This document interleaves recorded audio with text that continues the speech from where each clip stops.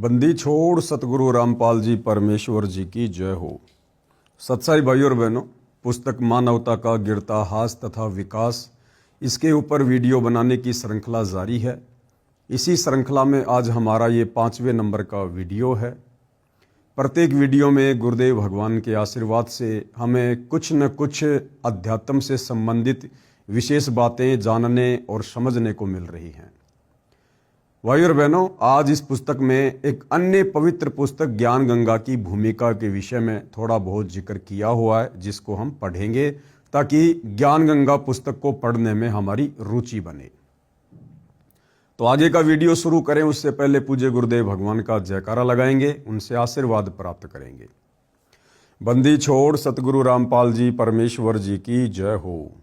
परमपिता परमात्मा, सारी सृष्टि के सर्जनहार, कुल मालिक, असंख्य ब्रह्मांडों के स्वामी, जगत गुरु, तीनों लोकों में प्रवेश करके सबका धारण पोषण करने वाले, राजाधीराज, आत्माधार, नाथों के नाथ, देवों के देव महादेव, सर्वेश्वर महेश्वर, मृत्युंजय, अजरो अमर, आदि अनादि सनातनी प्रभु, जगत पिता जगदीश्वर, श्री श्री 1008 की उपाधि के वास्तविक अधिकारी, अकाल मूर्त, शब्द स्वरूपी राम, वासुदेव, सर्वगतम ब्रह्म, परम पूज्य, प्रथम पूज्य, परम संत, परम पुरुष, परम धनी, परम दयालु, सत्य कबीर, हक्का कबीर, अल्लाहु कबीर, अल्लाहु अकबर, बाखबर, अल्लाह ताला, जगत के तारणहार, जगत के मुक्तिदाता, जगत के जगन्नाथ, हारे के सहारे, हिंदुओं के राम, मुसलमानों के अल्लाह, सिखों के वाहिगुरु, ईसाइयों के मसीह, दया के सागर दयानिधि, करुणा के सागर करुणानिधि, स्वयंभू परिभू, संकट मोचन, कष्ट हरण, मंगल करण, दुख भंजन,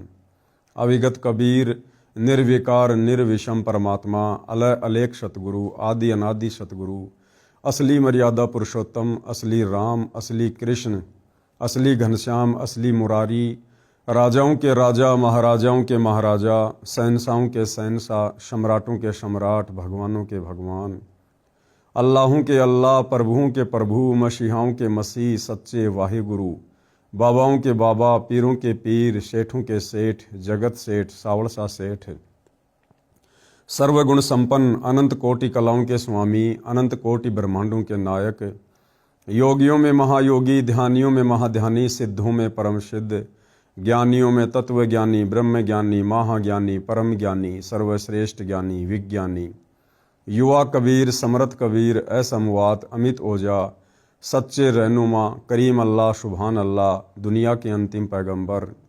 8 सितंबर 1951 से गांव धनाना, जिला सोनीपत, हरियाणा, भारतवर्ष की पावन भूमि पे प्रकट रियल कल की भगवान श्री नारायण साकार हरि, श्री बाबा साहेब, नूर अनंत परमात्मा, सच्चे दरवेश, सच्चे बाखबर, संत शिरोमणि सतगुरु रामपाल जी परमेश्वर जी के चरण कमल में साध संगति से जुड़े हुए देश विदेश से आप और हम सभी सत्सेवक भाई बहनों का अनंत कोटि दंडवत प्रणाम। तो भाई और बहनों, आगे बढ़ते हैं। पुस्तक मानवता का गिरता तथा विकास, इसमें ज्ञान गंगा पुस्तक को लेकर थोड़ा बहुत जिक्र किया गया है। पुस्तक ज्ञान गंगा की भूमिका। अनादिकाल से ही मानव परम शांति, सुख व अमृतत्व की खोज में लगा हुआ है। अनादिकाल से यानी जब से 21 ब्रह्मांड की ये सृष्टि रची गई है, तभी से ये जीव आत्मा उस परम सुख की खोज में भटक रही है, जिस परम सुख को हम शतलोक में छोड़कर आए थे। दूसरी बात भाई और बहनों, यदि 21 ब्रह्मांड में आत्माएं परम सुख व शांति की खोज में भटक रही है, इसका मतलब हम जिस 21 ब्रह्मांड में रह रहे हैं, जिस लोक में रह रहे हैं, यहां पर वो सुख नहीं है जिस सुख की इस आत्मा को चाहत है। वह अपने सामर्थ्य के अनुसार प्रयत्न करता आ रहा है, लेकिन उसकी ये चाहत कभी पूर्ण नहीं हो पा रही है। ऐसा इसलिए है कि उसे इस चाहत को प्राप्त करने के मार्ग का पूर्ण ज्ञान नहीं है।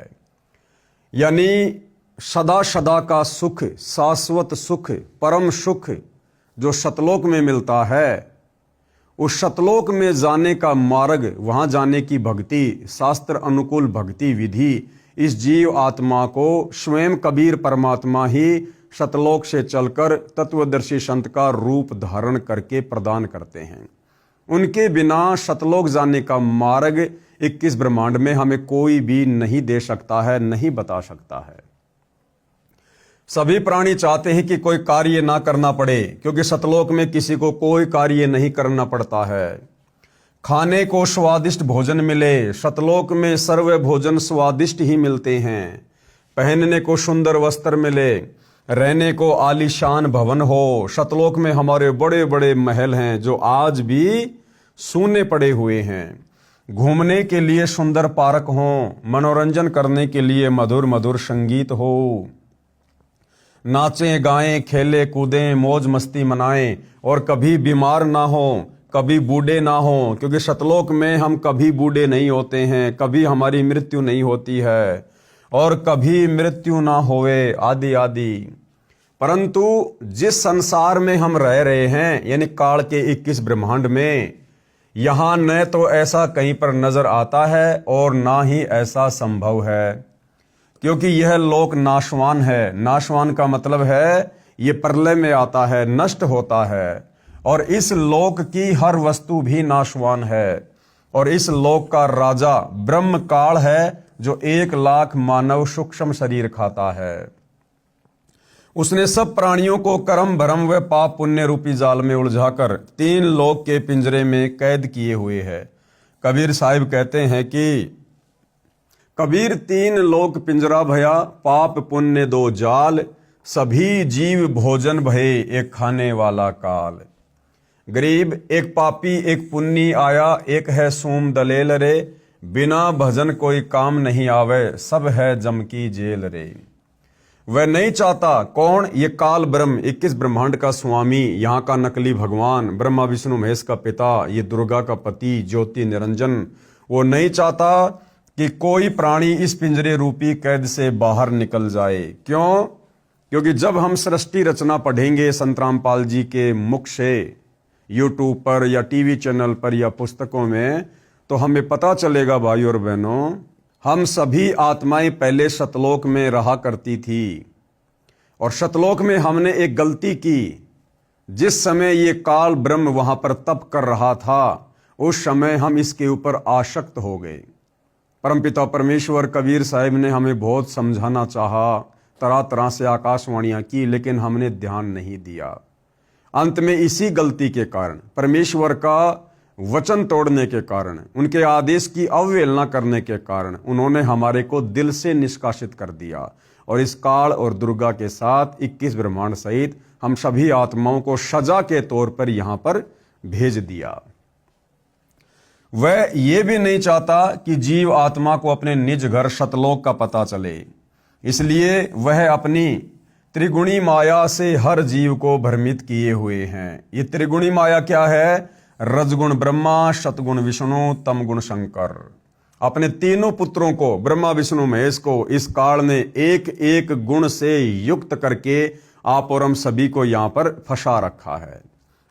फिर मानव को ये उपरोक्त चाहत कहां से उत्पन्न हुई? यहां ऐसा कुछ भी नहीं है। यहां हम सब ने मरना है, सब दुखी व अशांत हैं। जिस स्थिति को हम यहां प्राप्त करना चाहते हैं, यानी अमृतत्व को, परम शांति को, ऐसी स्थिति में हम अपने निज घर सतलोक में रहते थे। काल ब्रह्म के लोक में स्वयं की इच्छा से आकर फंस गए और अपने निज घर का रास्ता भूल गए, यानी वापस सतलोक जाने का मार्ग फिर हमें भुला दिया गया। कबीर साहिब कहते हैं, इच्छा रूपी खेलन आया, ताते सुख सागर नहीं पाया। जब हम सतलोक से काल के साथ यहां आए थे, तो हमने ये कभी नहीं सोचा था कि हम वापस नहीं आ पाएंगे। हमने ये सोचा था कि यदि हमारा वहां मन नहीं लगेगा, दिल नहीं लगेगा, यदि वहां पर सतलोक की तरह सुख नहीं होंगे, तो हम वापस आ जाएंगे, क्योंकि हमारे पास में सिद्धियां थी। लेकिन हम नादानों को ये नहीं पता था कि अगर एक बार हम उसके साथ वहां चले गए, तो फिर हम अपनी मर्जी से नहीं आ पाएंगे। तो परमेश्वर कहते हैं, ये जीव आत्मा सतलोक से अपनी इच्छा से इस काल के साथ में आई। इच्छा रूपी खेलन आया, ताते सुख सागर नहीं पाया। जब यहां आकर जीव आत्मा ने देखा कि यहां तो कोई भी सुख नहीं है किसी भी प्रकार का, इस काल ब्रह्म के लोक में शांति व सुख का नामो निशान भी नहीं है। त्रिगुणी माया से उत्पन्न काम, क्रोध, लोभ, मोह, अहंकार, राग, द्वेष, हर्ष, शोक, लाभ, हानि, मान बढ़ाई रूपी अवगुण हर जीव को परेशान किए हुए हैं। या एक जीव दूसरे जीव को मारकर खा जाता है। इंसान जानवरों को खा रहा है, जानवर दूसरे छोटे जानवरों को मारकर खा रहे हैं, मछलियां खा रहे हैं, बकरे मुर्गे खा रहे हैं। या एक जीव दूसरे जीव का भक्षण करता है, शोषण करता है, इज्जत लूट लेता है, धन लूट लेता है, शांति छीन लेता है। यहां पर चारों तरफ आग लगी है। यदि आप शांति से रहना चाहोगे तो दूसरे आपको नहीं रहने देंगे। अब भाई और बहनों, दुनिया की तो छोड़ो, इस भक्ति मार्ग में देख लो, आप और हम सभी सत्सेवक भाई बहन प्रेम पूर्वक शांति से ज्ञान को आधार बनाकर अपनी भक्ति करना चाहते हैं। लेकिन काल प्रेरित सतलोक आश्रम मैनेजमेंट हरियाणा, संत रामपाल जी का कलयुगी परिवार, उनके बेटा बेटी भाई बंधु रिश्तेदार, ये राष्ट्रीय समाज सेवा समिति वाले, ये लोग हमें सुख से भक्ति भी नहीं करने देते, चैन से रहने भी नहीं देते। इतने ज्यादा काल प्रेरित हैं। तो सोचिए भाई और बहनों, जब सतगुरु रामपाल जी के पंथ में भी काल का प्रवेश हो चुका है, उनके परिवार के माध्यम से, सतलोक आश्रम मैनेजमेंट हरियाणा के माध्यम से, तो सोचिए भाई और बहनों, बाकी दुनिया में किस कदर काम, क्रोध, लोभ, मोह, अहंकार, मान बढ़ाई, राग, द्वेष, ईर्ष्या की आग लगी होगी। आपके न चाहते हुए भी चोर चोरी कर ले जाता है, डाकू डाका डाल ले जाता है, दुर्घटना घट जाती है, किसान की फसल खराब हो जाती है, व्यापारी का व्यापार ठप हो जाता है, राजा का राज्य छीन लिया जाता है, स्वस्थ शरीर में बीमारी लग जाती है। अर्थात यहां पर कोई भी वस्तु सुरक्षित नहीं है। राजाओं के राज, इज्जतदार की इज्जत, धनवान का धन, ताकतवर की ताकत, और यहां तक कि हम सभी के शरीर भी अचानक छीन लिए जाते हैं। यानी कब किसकी यहां मृत्यु हो जाए कोई भरोसा नहीं है। माता पिता के सामने जवान बेटा बेटी मर जाते हैं, दूध पीते बच्चों को रोते बिलखते छोड़कर माता पिता मर जाते हैं, जवान बहनें विधवा हो जाती हैं और पहाड़ से दुखों को भोगने को मजबूर हो जाते हैं। कहने का मतलब भाई और बहनों, परमपिता परमेश्वर सतगुरु रामपाल जी इस सोई हुई आत्मा को जगाना चाहते हैं कि हम जिस गंदे लोक के झूठे सुखों को सुख मानकर यहां जी रहे हैं, ये असल में सुख नहीं है। हमारे साथ इस काल के द्वारा एक बहुत बड़ा धोखा किया जा रहा है, और इस धोखे से हमें स्वयं कबीर परमात्मा ही सतगुरु रूप में आकर बाहर निकालते हैं। विचार करें कि क्या यह स्थान रहने के लायक है, लेकिन हम मजबूरी वश यहां रह रहे हैं, क्योंकि आज से पहले हमारे सामने कोई विकल्प नहीं था कि अगर भाई यहां ना जिए, यहां ना रहें तो फिर कहां जाएं, क्या करें।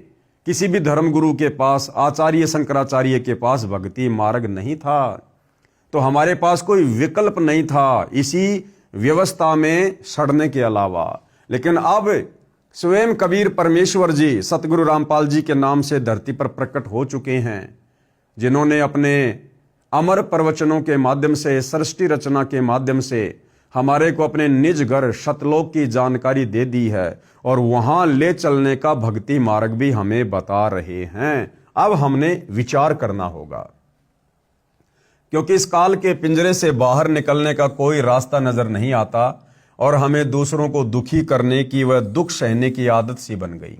यदि आप जी को इस लोक में रहने वाले दुखों से बचाव करना है, तो यहाँ के प्रभु काल से परम शक्ति युक्त परमेश्वर यानी परम अक्षर ब्रह्म की शरण लेनी पड़ेगी, कबीर परमात्मा की शरण लेनी पड़ेगी, जिस परमेश्वर का खौफ यानी डर इस काल भगवान को भी है, जिसके डर से यह उपरोक्त कष्ट उसी जीव को नहीं दे सकता जो पूर्ण परमात्मा अर्थात परम अक्षर ब्रह्म सत्य पुरुष की शरण पूर्ण संत के बताए मार्ग से ग्रहण करता है। और वो जो पूर्ण संत होता है भाई और बहनों, वो स्वयं कबीर परमात्मा ही होता है। तो वर्तमान में धरती पर पूर्ण संत की भूमिका सतगुरु रामपाल जी निभा रहे हैं, अर्थात सतगुरु रामपाल जी स्वयं सत्य पुरुष हैं, परम अक्षर पुरुष हैं, पूर्ण ब्रह्म हैं, कबीर देव हैं। और जो सतगुरु रामपाल जी की शरण में आ जाता है और मर्यादा में रहकर सत भक्ति करता है, काल उस आत्मा के निकट भी नहीं आ सकता। वह जब तक संसार में भक्ति करता रहेगा। कौन? सतगुरु रामपाल जी की शरण में आकर मर्यादित भगत। वह जब तक संसार में भक्ति करता रहेगा उसको उपरोक्त कष्ट आजीवन नहीं होंगे। जो व्यक्ति इस पुस्तक को पढ़ेगा, किस पुस्तक को? पवित्र ज्ञान गंगा को, उसको ज्ञान हो जाएगा कि हम अपने निज घर को भूल गए हैं। वह परम शांति व सुख यहां न होकर निज घर शतलोक में है, जहां पर ना जन्म है, ना मृत्यु है, न बुढ़ापा है, न दुख, न कोई लड़ाई झगड़ा है, न कोई बीमारी है, न पैसे का कोई लेन देन है। वहां पर कमाना ही नहीं पड़ता, ना पैसे की कोई आवश्यकता है। वहां भक्ति से सब कुछ परमात्मा हमें फ्री में उपलब्ध करवाते हैं। नए मनोरंजन के साधन खरीदना है, वहां पर सब परमात्मा द्वारा निःशुल्क व अखंड है। जिस प्रकार भाइयों और बहनों, एक छोटा बच्चा जब तक वो अपने माता पिता के ऊपर आश्रित होता है, उस छोटे बच्चे को ना कमाने की आवश्यकता है, ना कमाने की चिंता होती है, और समय अनुसार सर्व सुविधा अपने सामर्थ्य के अनुसार उसके माता पिता उस बच्चे को उपलब्ध करवाते हैं। इसी प्रकार शतलोक में हमारे परमपिता परमेश्वर कबीर साहिब सतगुरु रामपाल जी भगवान हमें हर प्रकार की सुविधा मुफ्त में उपलब्ध करवाते हैं। बंदी छोड़ गरीबदास जी महाराज की वाणी में प्रमाण है कि बिन ही मुख सारंग राग, बिन ही तंती तार, बिना सुर अलगोजे बजें नगर नाच घुमार। घंटा बाजे ताल नग, मंजीरे डफ झांझ, मुरली मधुर सुहावनी निस्वासर और सांझ। बिन बिहंगम बाज ही तर्क तंबूरे तीर, राग खंड नहीं होत हैं बंद्या रहत समीर। तर्क नहीं तोरा नहीं, ना ही कसीस कबाब, अमृत प्याले मद पीवें जो बाठी चवे शराब। मतवाले मस्तानपुर गली गली गुलजार, शंख शराबी फिरत हैं चलो ताश बाजार। शंख शंख पत्नी नाचें गावें शब्द सुभान, चंद्र बदन सूरजमुखी नाही मान गुमान। शंख हिंडोले नूर नग झूले संत हजूर, तख्त धनी के पास कर ऐसा मुल्क जहूर। नदी नाव नाले बगें छूटे फुहारे शून्य, भरे होद सरवर सदा नहीं पाप नहीं पुण्य। ना कोई भिक्षुक दान दे, ना कोई हार व्यवहार, ना कोई जन्मे मरे ऐसा देश हमार। जहाँ शंखों लहर मेहर की उपजय कहर जहाँ नहीं कोई, और दास गरीब अचल अविनाशी सुख का सागर सोई। सतलोक में केवल एक रस परम शांति व सुख है। जब तक हम सतलोक में नहीं जाएंगे तब तक हम परम शांति सुख व अमृतत्व को प्राप्त नहीं कर सकते। सतलोक में जाना तभी संभव है जब हम पूर्ण संत से उपदेश लेकर पूर्ण परमात्मा की आजीवन भक्ति करते रहें। और आप और हमारा सौभाग्य भाइयों और बहनों, वर्तमान में वह पूर्ण संत यानी स्वयं कबीर परमात्मा तत्वदर्शी संत की भूमिका कर रहे हैं संत रामपाल जी के नाम से। जब हम पूर्ण संत से उपदेश लेकर पूर्ण परमात्मा की आजीवन भक्ति करते रहें, इस पुस्तक के माध्यम से जो हम संदेश देना चाहते हैं उसमें किसी देवी देवता व धर्म की बुराई ना करके सर्व पवित्र धर्म ग्रंथों में छुपे गूढ़ रहस्य को उजागर करके यथार्थ भक्ति मार्ग बताना चाहा है, जो कि वर्तमान के सर्व संत महंत व आचार्य गुरु साहिबान शास्त्रों में छिपे गूढ़ रहस्य को समझ नहीं पाए। परम पूज्य कबीर साहिब अपनी वाणी में कहते हैं कि वेद कतेब झूठे नहीं भाई। वेद यानी हिंदू के चारों ग्रंथ वेद, और कतेब यानी मुसलमानों की पुस्तकें तौरात जबूर इंजिल। कहते हैं ये झूठे नहीं है, झूठे वो हैं जो इन पुस्तकों में लिखे ज्ञान को समझ नहीं पाए, जिस कारण भगत समाज को अपार हानि हो रही है। यानी हम अपने अनमोल मनुष्य जीवन को बर्बाद कर रहे हैं। इस शरीर में जो श्वासें हैं, जिन श्वासों के आधार से आप और हमें ये जीवन मिलता है, हम अपनी अनमोल श्वासें बर्बाद कर रहे हैं। हमने एक एक श्वास में परमपिता परमेश्वर जी का नाम जाप करना था, सुमरण करना था, लेकिन हमारे जो नकली ज्ञानहीन गुरु हैं, धर्म गुरु हैं, आचार्य शंकराचार्य हैं, इनको स्वयं शास्त्रों का ज्ञान नहीं था। ये हमें शत भक्ति नहीं दे पाए, नहीं बता पाए, जिस कारण से अनमोल मनुष्य जीवन को ये लोग बर्बाद करवा रहे हैं, जिस कारण भगत समाज को अपार हानि हो रही है। सब अपने अनुमान से वे झूठे गुरुओं द्वारा बताई गई शास्त्र विरुद्ध साधना करते हैं, जिससे न मानसिक शांति मिलती है और ना ही शारीरिक सुख। न ही घर व कारोबार में लाभ होता है और न ही परमेश्वर का साक्षात्कार होता है और न ही मोक्ष प्राप्ति होती है। ये सब सुख कैसे मिलें तथा ये जानने के लिए कि मैं कौन हूं, कहां से आया हूं, क्यों जन्म लेता हूं, क्यों मरता हूं और क्यों दुख भोगता हूं। आखिर ये सब कौन करवा रहा है और परमेश्वर कौन है, कैसा है, कहां है तथा कैसे मिलेगा, और ब्रह्मा विष्णु और शिव के माता पिता कौन हैं और किस प्रकार से काल ब्रह्म की जेल से छुटकारा पाकर अपने निज घर सतलोक में वापस जा सकते हैं। यह सब इस पुस्तक के माध्यम से दर्शाया गया है ताकि इसे पढ़कर आम भगतात्मा का कल्याण संभव हो सके। ये पुस्तक सतगुरु रामपाल जी महाराज के प्रवचनों का संग्रह है जो कि सदग्रंथों में लिखे तथ्यों पर आधारित है। हमें पूर्ण विश्वास है कि जो पाठक जन रुचि व निष्पक्ष भाव से पढ़कर अनुसरण करेगा उसका कल्याण संभव है। आत्म प्राण उद्धार ही ऐसा धर्म नहीं और, कोटि अश्वमेघ यज्ञ सकल समाना भोर। जीव उद्धार परम पुण्य ऐसा कर्म नहीं और, मरुस्थल के मृग ज्यों सब मर गए दौड़ दौड़। भावार्थ, यदि एक आत्मा को सत भक्ति मार्ग पर लगाकर उसका आत्म कल्याण करवा दिया जाए तो करोड़ अश्वमेघ यज्ञ का फल मिलता है और उसके बराबर कोई भी धर्म नहीं है। जीव आत्मा के उद्धार के लिए किए गए कार्य अर्थात सेवा से श्रेष्ठ कोई भी कार्य नहीं है।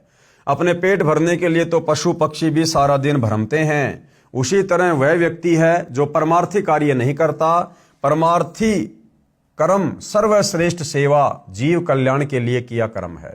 यानी किसी को सत भक्ति पर लगा दिया जाए, सच्चे सतगुरु से जोड़ दिया जाए, आत्म कल्याण के मार्ग पर लगा दिया जाए तो इससे बड़ा कोई भी परमार्थी कार्य नहीं है, कोई भी धर्म नहीं है। जीव कल्याण का कार्य न करके सर्व मानव मरुस्थल के हिरण की तरह दौड़ दौड़ कर मर जाते हैं, जिसे कुछ दूरी पर जल ही जल दिखाई देता है और वहां दौड़कर जाने पर थल ही प्राप्त होता है।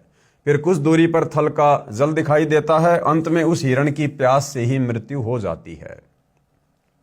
ठीक इसी प्रकार जो प्राणी इस काल लोक में जहां हम रह रहे हैं वे उस हिरण के समान सुख की आशा करते हैं। जैसे निसंतान सोचता है संतान होने पर सुखी हो जाऊंगा।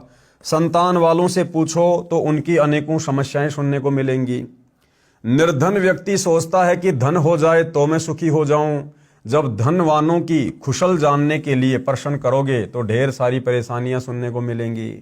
कोई राज्य प्राप्ति से सुख मानता है, ये उसकी महाभूल है। राजा को मंत्री, मुख्यमंत्री, प्रधानमंत्री, राष्ट्रपति को शौपन में भी सुख नहीं होता। जैसे 4-5 सदस्यों के परिवार का मुखिया अपने परिवार के प्रबंध में कितना परेशान रहता है, राजा तो एक क्षेत्र का मुखिया होता है, उसके प्रबंध में सुख शौपन में भी नहीं होता।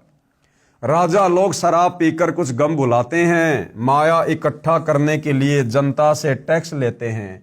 फिर अगले जन्मों में जो राजा सत भक्ति नहीं करते पशु योनियों को प्राप्त होकर प्रत्येक प्राणी से वसूले टैक्स को उनके पशु बनकर लौटाते हैं।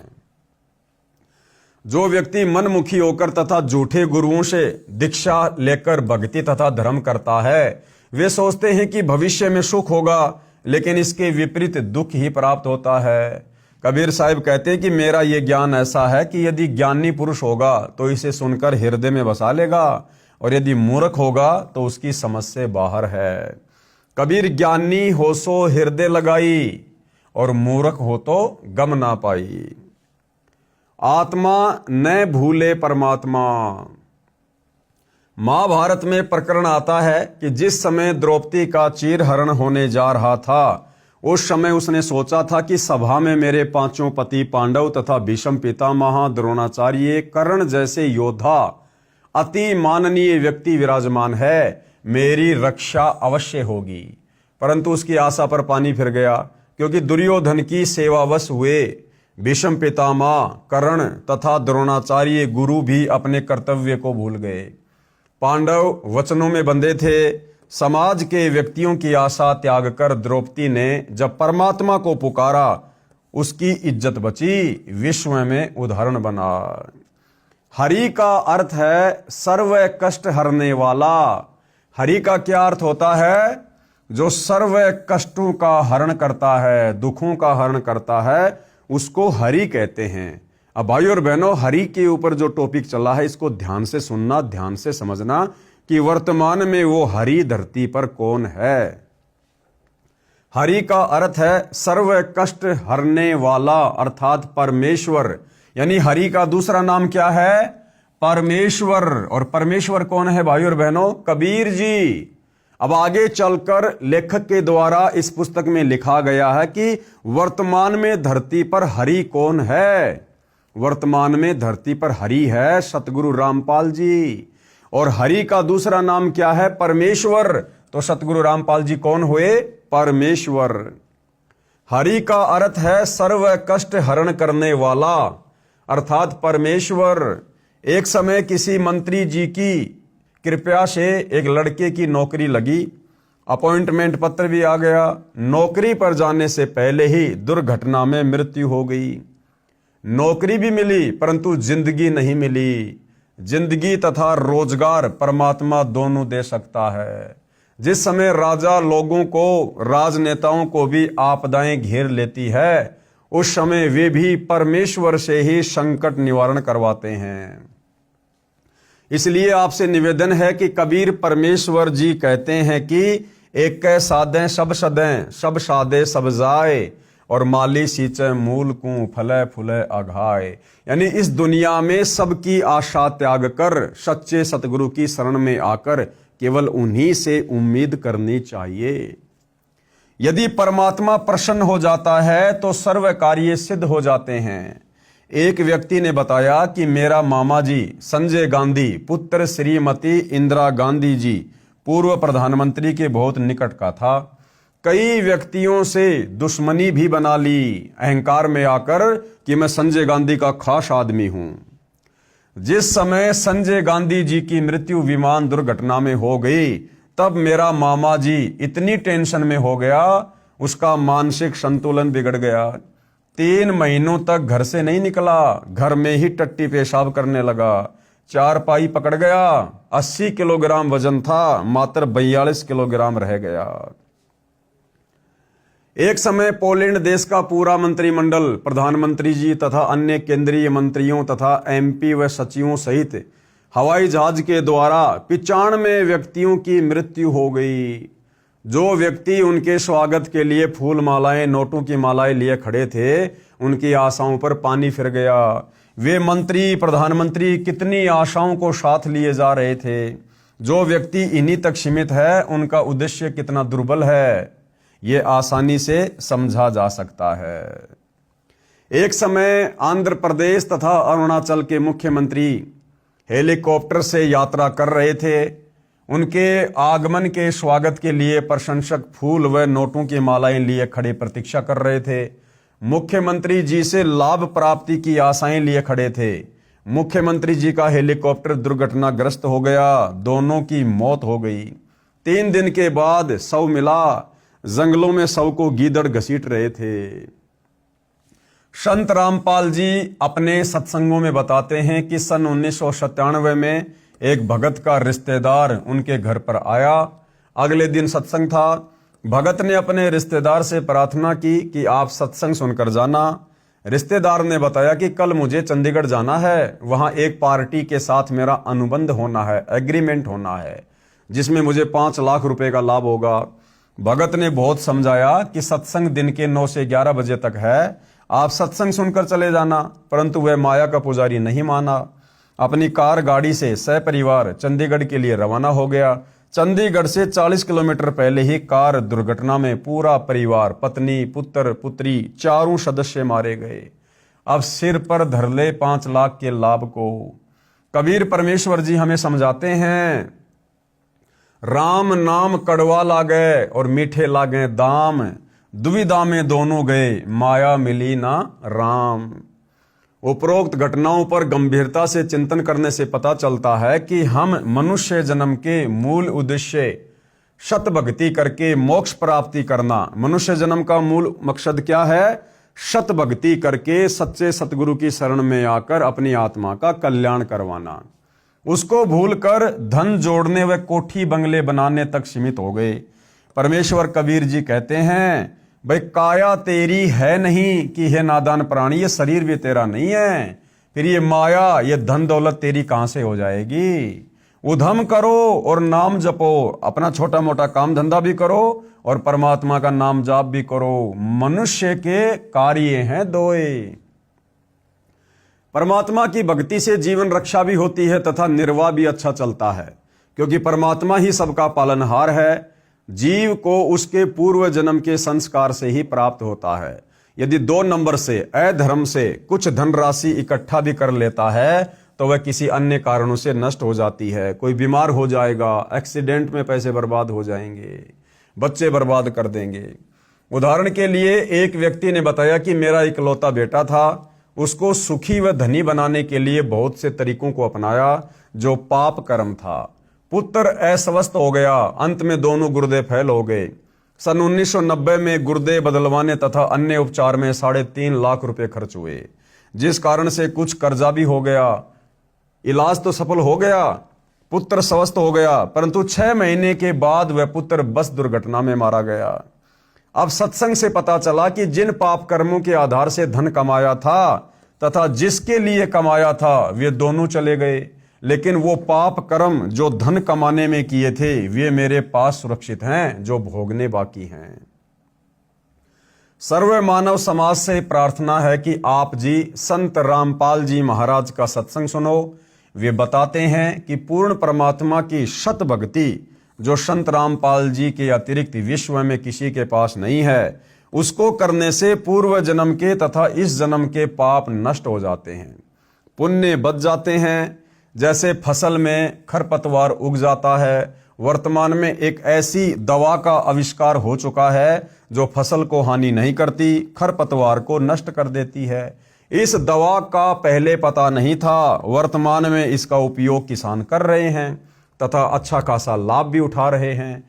ठीक इसी प्रकार संत रामपाल जी ने उस सत्य नाम तथा सार शब्द जो कि सांकेतिक है, जिससे मोक्ष होना है, सत्य साधना रूपी पाप कर्म नाशक औषधि का आविष्कार किया है, जिसकी सफलता का प्रमाण कृपया पढ़ें इसी पुस्तक के पेज नंबर 118 पर, अध्याय शास्त्र अनुकूल साधना से हुए भक्तों को लाभ। उसमें अब तत्व ज्ञान से पता चलता है कि इंसान का स्वयं कोई अस्तित्व नहीं, लेकिन हम इंसान से अपने कष्ट निवारण की आशा रखते थे। ध्यान देना भाइयों और बहनों इस लाइन के ऊपर, लेकिन हम इंसान दूसरे इंसान से अपने कष्ट निवारण की आशा रखते हैं। भाइयों और बहनों, आशा तो हम भी वर्तमान में अपने गुरुदेव भगवान से रखते हैं कि मेरे गुरुदेव भगवान जब मैं मर्यादा में रह के भक्ति करूंगा, मेरे सर्व कष्टों का हरण करेंगे, मेरी पीड़ाओं का हरण करेंगे। आज हम भगत भाई बहन सारी की सारी उम्मीद और आशा अपने गुरुदेव भगवान से ही लगाए हुए हैं। और यहां क्या लिखा हुआ है, लेकिन हम इंसान से अपने कष्ट निवारण की आशा रखते हैं, जिस कारण से हमारा कष्ट हरण नहीं होता। तो फिर सतगुरु रामपाल जी कौन हैं? क्या ये इंसान नहीं है जिनसे हम भगत अपने कष्टों के निवारण की प्रार्थना करते हैं? तो भाइयों और बहनों, इसे स्पष्ट होता है सतगुरु रामपाल जी दिखाई जरूर आप और हमारे जैसे इंसानों की तरह देते हैं, परंतु इनका शरीर पंच भौतिक देह से बना हुआ नहीं है, इनका शरीर नूरी है। अब ये गुरुदेव भगवान की रजा, उनकी कृपा, वो किसको दिखाएंगे, किसको अनुभव करवाएंगे, किसको नूरी शरीर दिखाएंगे, किसको हाड़ मांस वाला शरीर महसूस करवाएंगे, ये तो परमात्मा के ऊपर है।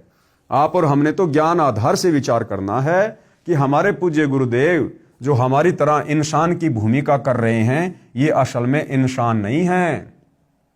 यही धोखा 650 साल पहले धर्मदास खा गया था। धर्मदास जी भी कबीर परमात्मा को, अपने गुरु को अपने जैसा इंसान मान रहा था, हाड़ मांस का पुतला मान रहा था। लेकिन परमात्मा ने धर्मदास जी को बताया और समझाया कि धर्मदास, मेरा शरीर हाड़ मांस का नहीं है।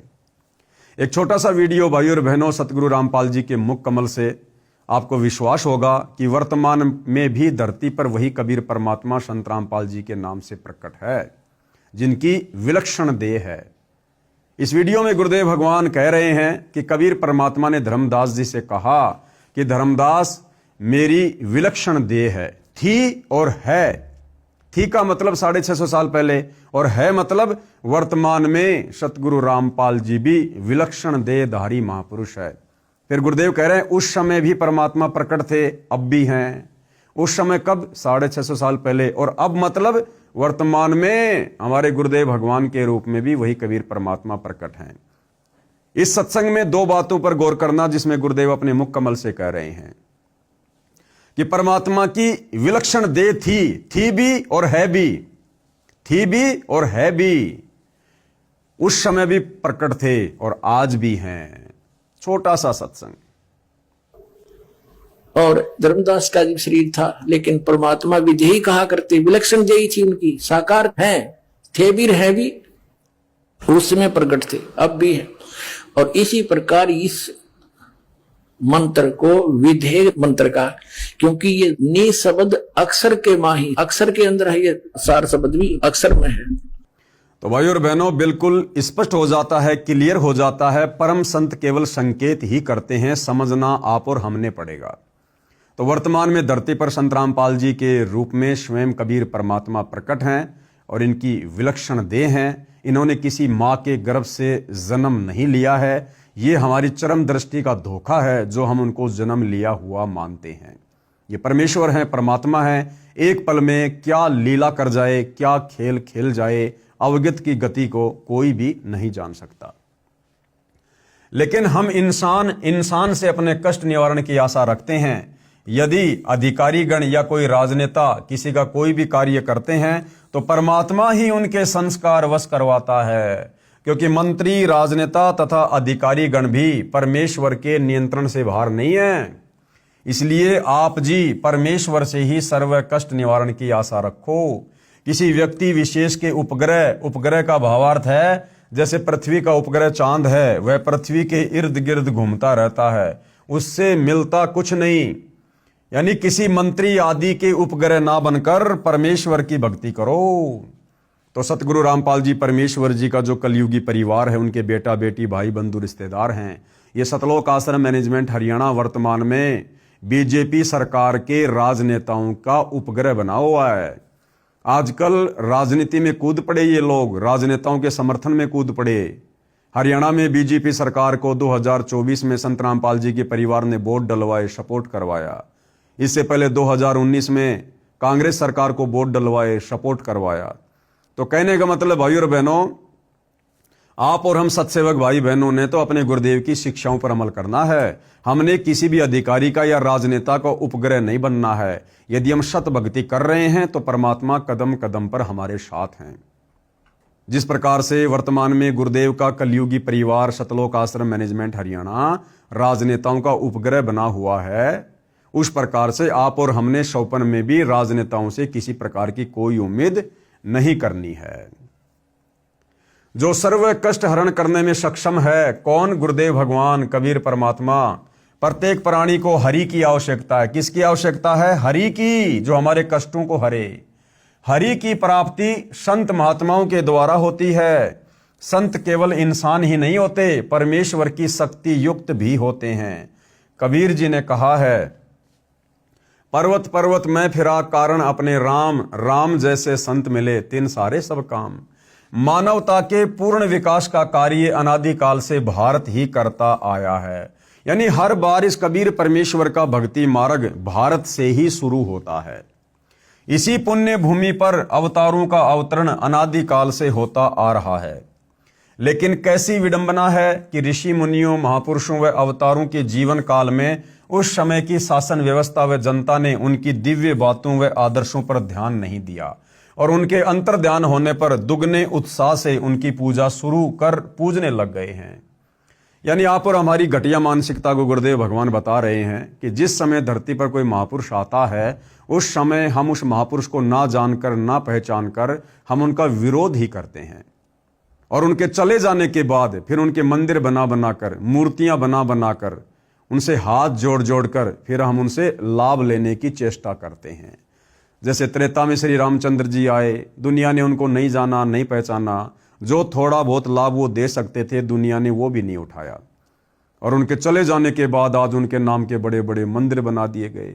द्वापर में श्री कृष्ण जी आए, विष्णु जी के अवतार, जो थोड़ा बहुत लाभ वो दे सकते थे, नादानों ने उस समय उनको ना जानकर नहीं उठाया, उनके दुश्मन बने रहे। आज श्री कृष्ण जी के नाम से बड़े बड़े मंदिर बनाकर पूजा पाठ कर रहे हैं। इसी प्रकार 650 साल पहले कबीर परमात्मा जी आए, नादानों ने उनको नहीं पहचाना, नहीं जाना, उनका विरोध किया, और उसके बाद उनके पंथ से जुड़कर जो 12 पंथ कबीर नाम से काल ने चला रखे हैं, दुनिया कबीर जी से लाभ की उम्मीद कर रही है। लेकिन वर्तमान में भाइयों और बहनों, एक बार फिर से दयालु परमात्मा ने दयालुता का प्रमाण दिया है। स्वयं कबीर परमात्मा परम अक्षर ब्रह्म संत रामपाल जी के नाम से धरती पर प्रकट हैं। आज हम भाई बहन ज्ञान को आधार बनाकर वो गलती ना करें जो गलती युगों युगों से हमारे पूर्वजों ने की, आप और हम मनुष्य जन्म प्राप्त करके करते आ रहे हैं। आज हमने समय रहते सतगुरु को जानना है, पहचानना है, और ज्ञान को आधार बनाकर शास्त्र अनुकूल सत भक्ति करके अपनी आत्मा का कल्याण करवाना है। ये भी एक विडंबना ही है कि हम जीवंत और समय रहते उनकी नहीं मानते, अपितु उनका विरोध व अपमान ही करते रहे, तथा कुछ स्वार्थी तत्व जनता को भ्रमित करके परम संत को बदनाम करके सत भक्ति में बाधक बनते हैं। यह उक्ति प्रत्येक युग में चरितार्थ होती आई है और आज भी हो रही है। यानी वर्तमान में भी ज्यादातर लोग संत रामपाल जी को ना पहचान कर, ना जानकर उनके विरोध में आकर अपने कर्म ही बिगाड़ रहे हैं। जो महापुरुष हजारों कष्टों को सहन करके अपनी तपस्या व सत्य पर अडिग रहता है, उसकी बात असत्य नहीं हो सकती। सत्य पर अडिग रहते हुए ईसा मसीह जी ने अपने शरीर में कीलों की भयंकर पीड़ा को झेला। संत गरीबदास जी महाराज, परमेश्वर कबीर साहिब जी, श्री नानक साहिब जी तथा श्री राम व श्री कृष्ण जी को भी यातनाओं का शिकार होना पड़ा।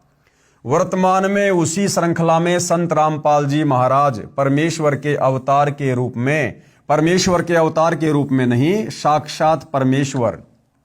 कबीर परमात्मा का कोई अवतार नहीं होता है। अवतार वो भेजता है जो समर्थ नहीं होता। जैसे काल है, 21 ब्रह्मांड का स्वामी है, ये असमर्थ है, इसके सामने बहुत सी मजबूरियां हैं, ये स्वयं किसी के सामने अपने ओरिजिनल रूप में प्रकट नहीं हो सकता, इसलिए ये किसी दूसरे के शरीर का प्रयोग करता है। ब्रह्मा विष्णु महेश हैं, ये समर्थ नहीं है, इसलिए ये अपने अंश अवतार भेजते हैं। लेकिन कबीर परमात्मा वो तो सबसे बड़ा समर्थ भगवान है, भगवानों का भगवान है, और उन्होंने किसी को अवतार रूप में यहां भेजने की आवश्यकता नहीं पड़ती है। इसलिए कबीर परमात्मा का आज से पहले चारों युगों में ना कभी कोई अवतार हुआ है, ना कभी कोई अवतार होगा। ये कबीर परमात्मा समर्थ है। इनकी वाणी है कि समर्थ का काम उसी को साजे और करे तो मूर्ख बाजे। कबीर परमेश्वर का काम कबीर परमेश्वर ही कर सकता है, दूसरा कोई नहीं कर सकता। इसलिए ये कबीर परमात्मा चारों युगों में स्वयं ही आए हैं, अपने आप को छुपाते हैं, ये बात अलग है। वर्तमान में भी कबीर परमात्मा स्वयं ही संत रामपाल जी के नाम से धरती पर प्रकट हैं, विद्यमान है। अपने आप को कबीर जी का अवतार कहकर, उनका दास कहकर, उनका परमहंस कहकर छुपा रहे हैं, ये बात अलग है। धरती पर मानव उद्धार का महापरोपकारी कार्य कर रहे हैं तथा उसी तरह यातनाओं का शिकार भी हो रहे हैं। सजनों, यदि आज के करोड़ों मानव परम तत्व के ज्ञाता संत रामपाल जी महाराज जी के बताए पथा अनुसार, यानी उनके मार्गदर्शन अनुसार अपनी जीवन शैली को सुधार लेंगे तो पूरे विश्व में सद्भावना, आपसी भाईचारा, दया तथा सत भक्ति का वातावरण हो जाएगा। वर्तमान का मानव बुद्धिजीवी है, इसलिए संत के विचारों को अवश्य स्वीकार करेगा तथा धन्य होगा। वह संत है जगत गुरु तत्वदर्शी संत रामपाल जी महाराज। हे भोले मानव, कुछ विचार कर। अब ये भोले मानव कौन है? भोले मानव वो हैं जो वर्तमान में चाहे किसी भी धर्म में है, किसी भी जाति में है, किसी भी देश में है, जो सतगुरु रामपाल जी का शिष्य नहीं है, जो सतगुरु रामपाल जी के सत्संग नहीं सुनता है, जो शास्त्र अनुकूल सत भक्ति नहीं कर रहा है, और चाहे किसी भी आचार्य शंकराचार्य का शिष्य है, चाहे स्वयं वो शंकराचार्य क्यों ना है, वो भी नादान लोगों की श्रेणी में है, क्योंकि वो सत भक्ति नहीं कर रहे, और सत भक्ति ना करने वाला मरने के बाद लक 84 योनि में जाएगा और नरक का दुख भोगेगा। हे भोले मानव, कुछ विचार कर। संत रामपाल जी महाराज आपके उद्धार के लिए कितना संघर्ष कर रहे हैं। आप किन्हीं स्वार्थियों के द्वारा फैलाई झूठी अफवाहों के कारण उन्हें बुरा भला कह रहे हो, पाप के भागी हो रहे हो, क्योंकि संत की निंदा महापाप का भागी बनाती है, और अपना अनमोल मानव जीवन नष्ट कर रहे हो। संत रामपाल जी, जिसे खोजने से भी मानव प्राप्त नहीं कर सकता, परमेश्वर की खोज युगों युगों से चली आ रही है। अधिकतर भगत समाज इस निर्णय पर पहुंचा है कि परमेश्वर निराकार है। यानी हमारे धर्मगुरुओं ने आज से पहले हमारे को यही पाठ पढ़ाया, क्योंकि परमात्मा का साक्षात्कार हो, परमात्मा के दर्शन हो, वो भक्ति साधना हमारे धर्मगुरुओं के पास में नहीं थी, जिस कारण से उन्होंने लाख कोशिश की लेकिन परमात्मा के दर्शन नहीं हो पाए, और अंत में उन्होंने परमात्मा को निराकार घोषित कर दिया। समाधि अभ्यास करने वालों ने बताया कि परमेश्वर का प्रकाश देखा जाता है। अब ये प्रकाश रूप में काल दर्शन दे देता है, और वो साधक प्रसन्न हो जाता है कि मैंने भगवान के दर्शन कर लिए। अधिकतर गुरुजन यही बताते हैं कि परमेश्वर निराकार है, जबकि सर्व धर्मों के सदग्रंथ स्पष्ट बता रहे हैं कि परमात्मा साकार है, दिखाई देता है, मनुष्य के जैसा है, वह मनुष्य के समान है, ऊपर प्रकाशमान अमर लोक में रहता है, यानी सतलोक में, सचखंड में रहता है, वहां से चलकर यहां आता है, नेक आत्माओं को मिलता है। प्रत्येक धर्म के व्यक्ति तथा गुरुजन अपने अपने सदग्रंथों को सत्य मानते हैं कि परमात्मा की यथार्थ स्थिति तथा प्राप्ति विधि इन पवित्र सदग्रंथों में वर्णित है। फिर ये विरोधाभास किस कारण से है, वास्तविकता क्या है, वह इस पवित्र पुस्तक से स्पष्ट हो जाएगा। यानी जब आप पवित्र पुस्तक ज्ञान गंगा को पढ़ेंगे गहराई से, ध्यान से, तो आपको इन सभी सवालों के जवाब मिल जाएंगे। इस पुस्तक में बहुत से संतों के विचार लिखे हैं। संत रामपाल जी महाराज के प्रवचनों का भी कुछ अंश लिखा गया है, तथा कुछ भविष्यवाणियां भी लिखी हैं जो शुभ संकेत देती हैं, जो आने वाले व आ चुके एक महापुरुष के विषय में लिखी गई हैं। आप ध्यान देना भाई और बहनों, हम जितने भी संत रामपाल जी परमेश्वर जी के भगत हैं, आप और हमारे मतलब का ये पॉइंट है हरि की परिभाषा। ऊपर आप जियों ने इसी पुस्तक में पढ़ा कि हरि का दूसरा मतलब क्या होता है, परमेश्वर। और परमेश्वर कौन है, कबीर साहिब। अब वो हरि वर्तमान में कौन है? परमेश्वर का एक नाम हरि भी है। हरि नाम किसका है? परमेश्वर का, परम अक्षर ब्रह्म का, सत्य पुरुष का, कबीर देव का। हरि का अर्थ होता है सर्व कष्ट हरण, यानी सर्व दुखों का नाश करने वाला, सर्व कष्टों का निवारण परमेश्वर ही कर सकता है। इसलिए हरि शब्द परमेश्वर का बोधक है। हरि शब्द किसका बोधक है?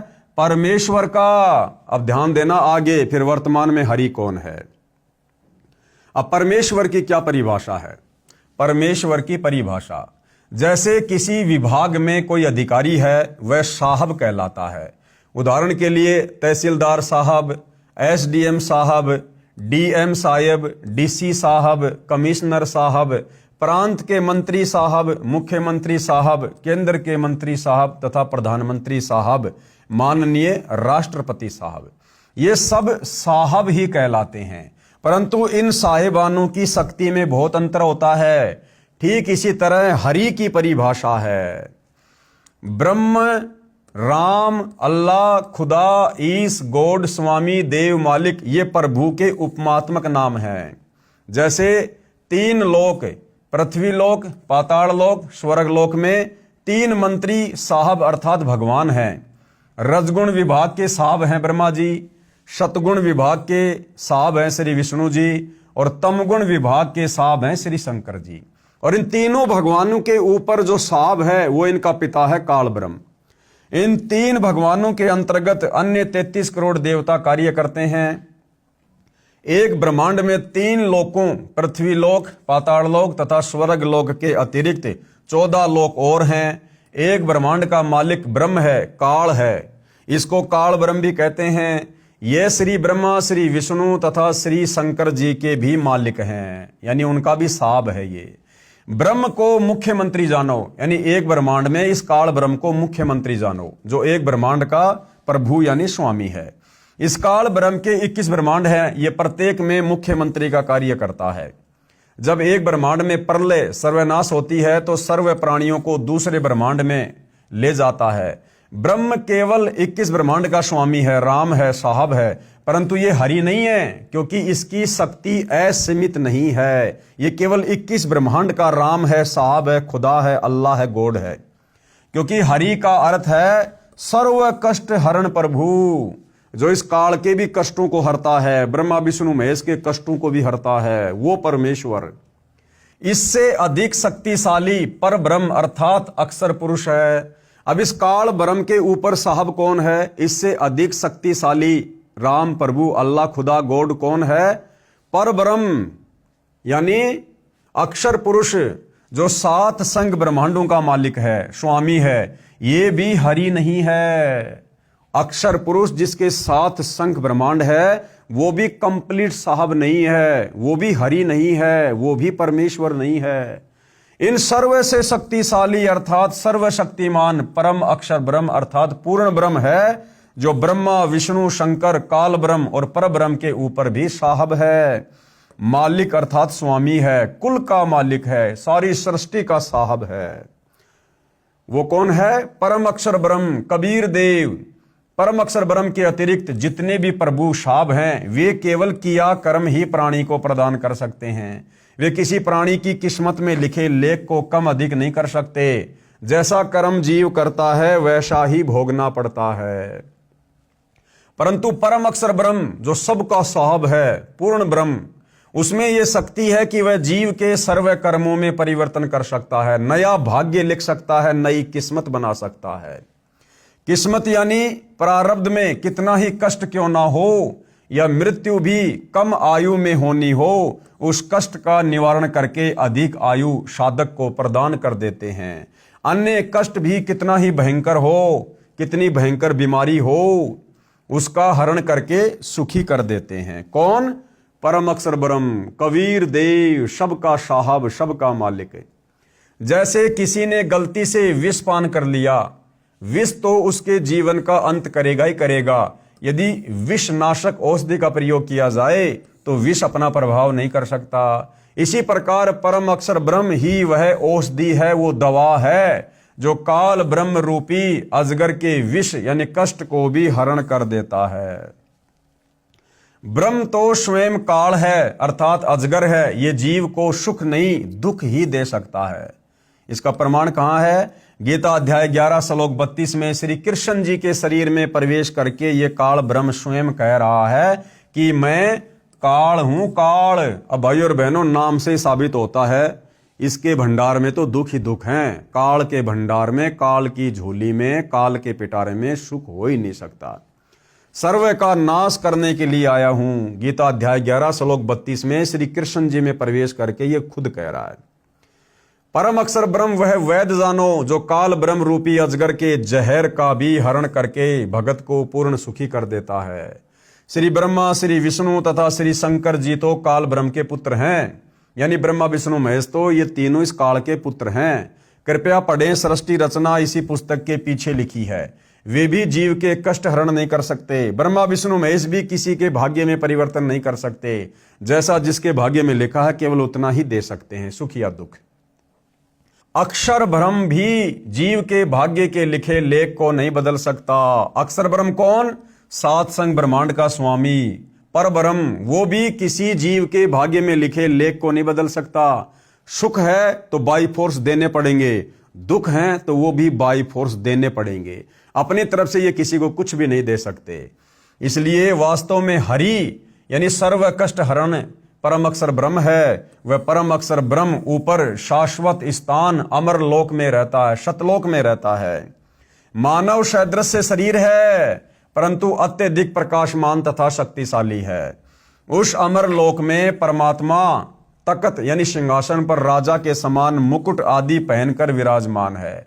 वहां से चलकर शरीर यहां आते हैं। अच्छी आत्माओं को दृढ़ भगत होते हैं, उनको मिलते हैं, अपने उस तेजोमय शरीर को हल्का करके सरल करके यहाँ पृथ्वी लोक पर आते हैं। जैसे आज आप और हमें वह परम अक्षर ब्रह्म कबीर परमात्मा यहाँ आकर तत्वदर्शी संत के रूप में मिले हैं। आप और हमें भक्ति प्रदान कर दी है। यहाँ पृथ्वी लोक पर आते हैं। यही प्रमाण ऋग्वेद मंडल 9 सूक्त 86 मंत्र 26 और 27 में, ऋग्वेद मंडल 9 सूक्त 82 मंत्र 1, 2, 3 में, ऋग्वेद मंडल 9 सूक्त 54 मंत्र 3 में, ऋग्वेद मंडल 9 सूक्त 20 मंत्र 1 में, ऋग्वेद मंडल 9 सूक्त 94 मंत्र 1 में, ऋग्वेद मंडल 9 सूक्त 95 मंत्र 2 में, ऋग्वेद मंडल 9 सूक्त 96 मंत्र 16 से 20 में, ऋग्वेद मंडल 9 सूक्त 1 मंत्र 8 और 9 में। इस ऋग्वेद के अनुवादक तथा प्रकाशक आर्य समाजी आचार्य ही हैं। आर्य प्रतिनिधि सभा 3/5 महर्षि दयानंद भवन, आशरफ अली रोड, रामलीला मैदान, नई दिल्ली 02 यहां से प्रकाशित है। उपरोक्त गुणा अनुसार परम अक्षर ब्रह्म यानी कबीर देव अमर पुरुष कलयुग में संवत 1784 फाल्गुन शुदी चांदनी द्वादशी द्वास अर्थात मार्च 1727 को दिन के 10 बजे गांव छुडानी जिला झज्जर प्रांत हरियाणा में आदरणीय गरीबदास जी महाराज को नला नामक खेत में मिले। उस समय गरीबदास जी 10 वर्ष के बालक थे। परमेश्वर ने यानी परम अक्षर ब्रह्म ने कबीर देव जी ने अपने आशीर्वाद से कंवारी गाय का दूध निकाला, खुद भी पिया तथा बालक गरीबदास जी को भी पिलाया। उस समय आदरणीय गरीबदास जी अन्य बड़े छोटे 10-12 पालियों गवालों के साथ गाय चराने गए हुए थे। अन्य गवालों ने दूध नहीं पिया, उठकर चले गए। आदरणीय गरीबदास जी को परमेश्वर अपने साथ अमरलोक ले गए, यानी उनकी आत्मा को शरीर से निकालकर अमरलोक लेकर गए।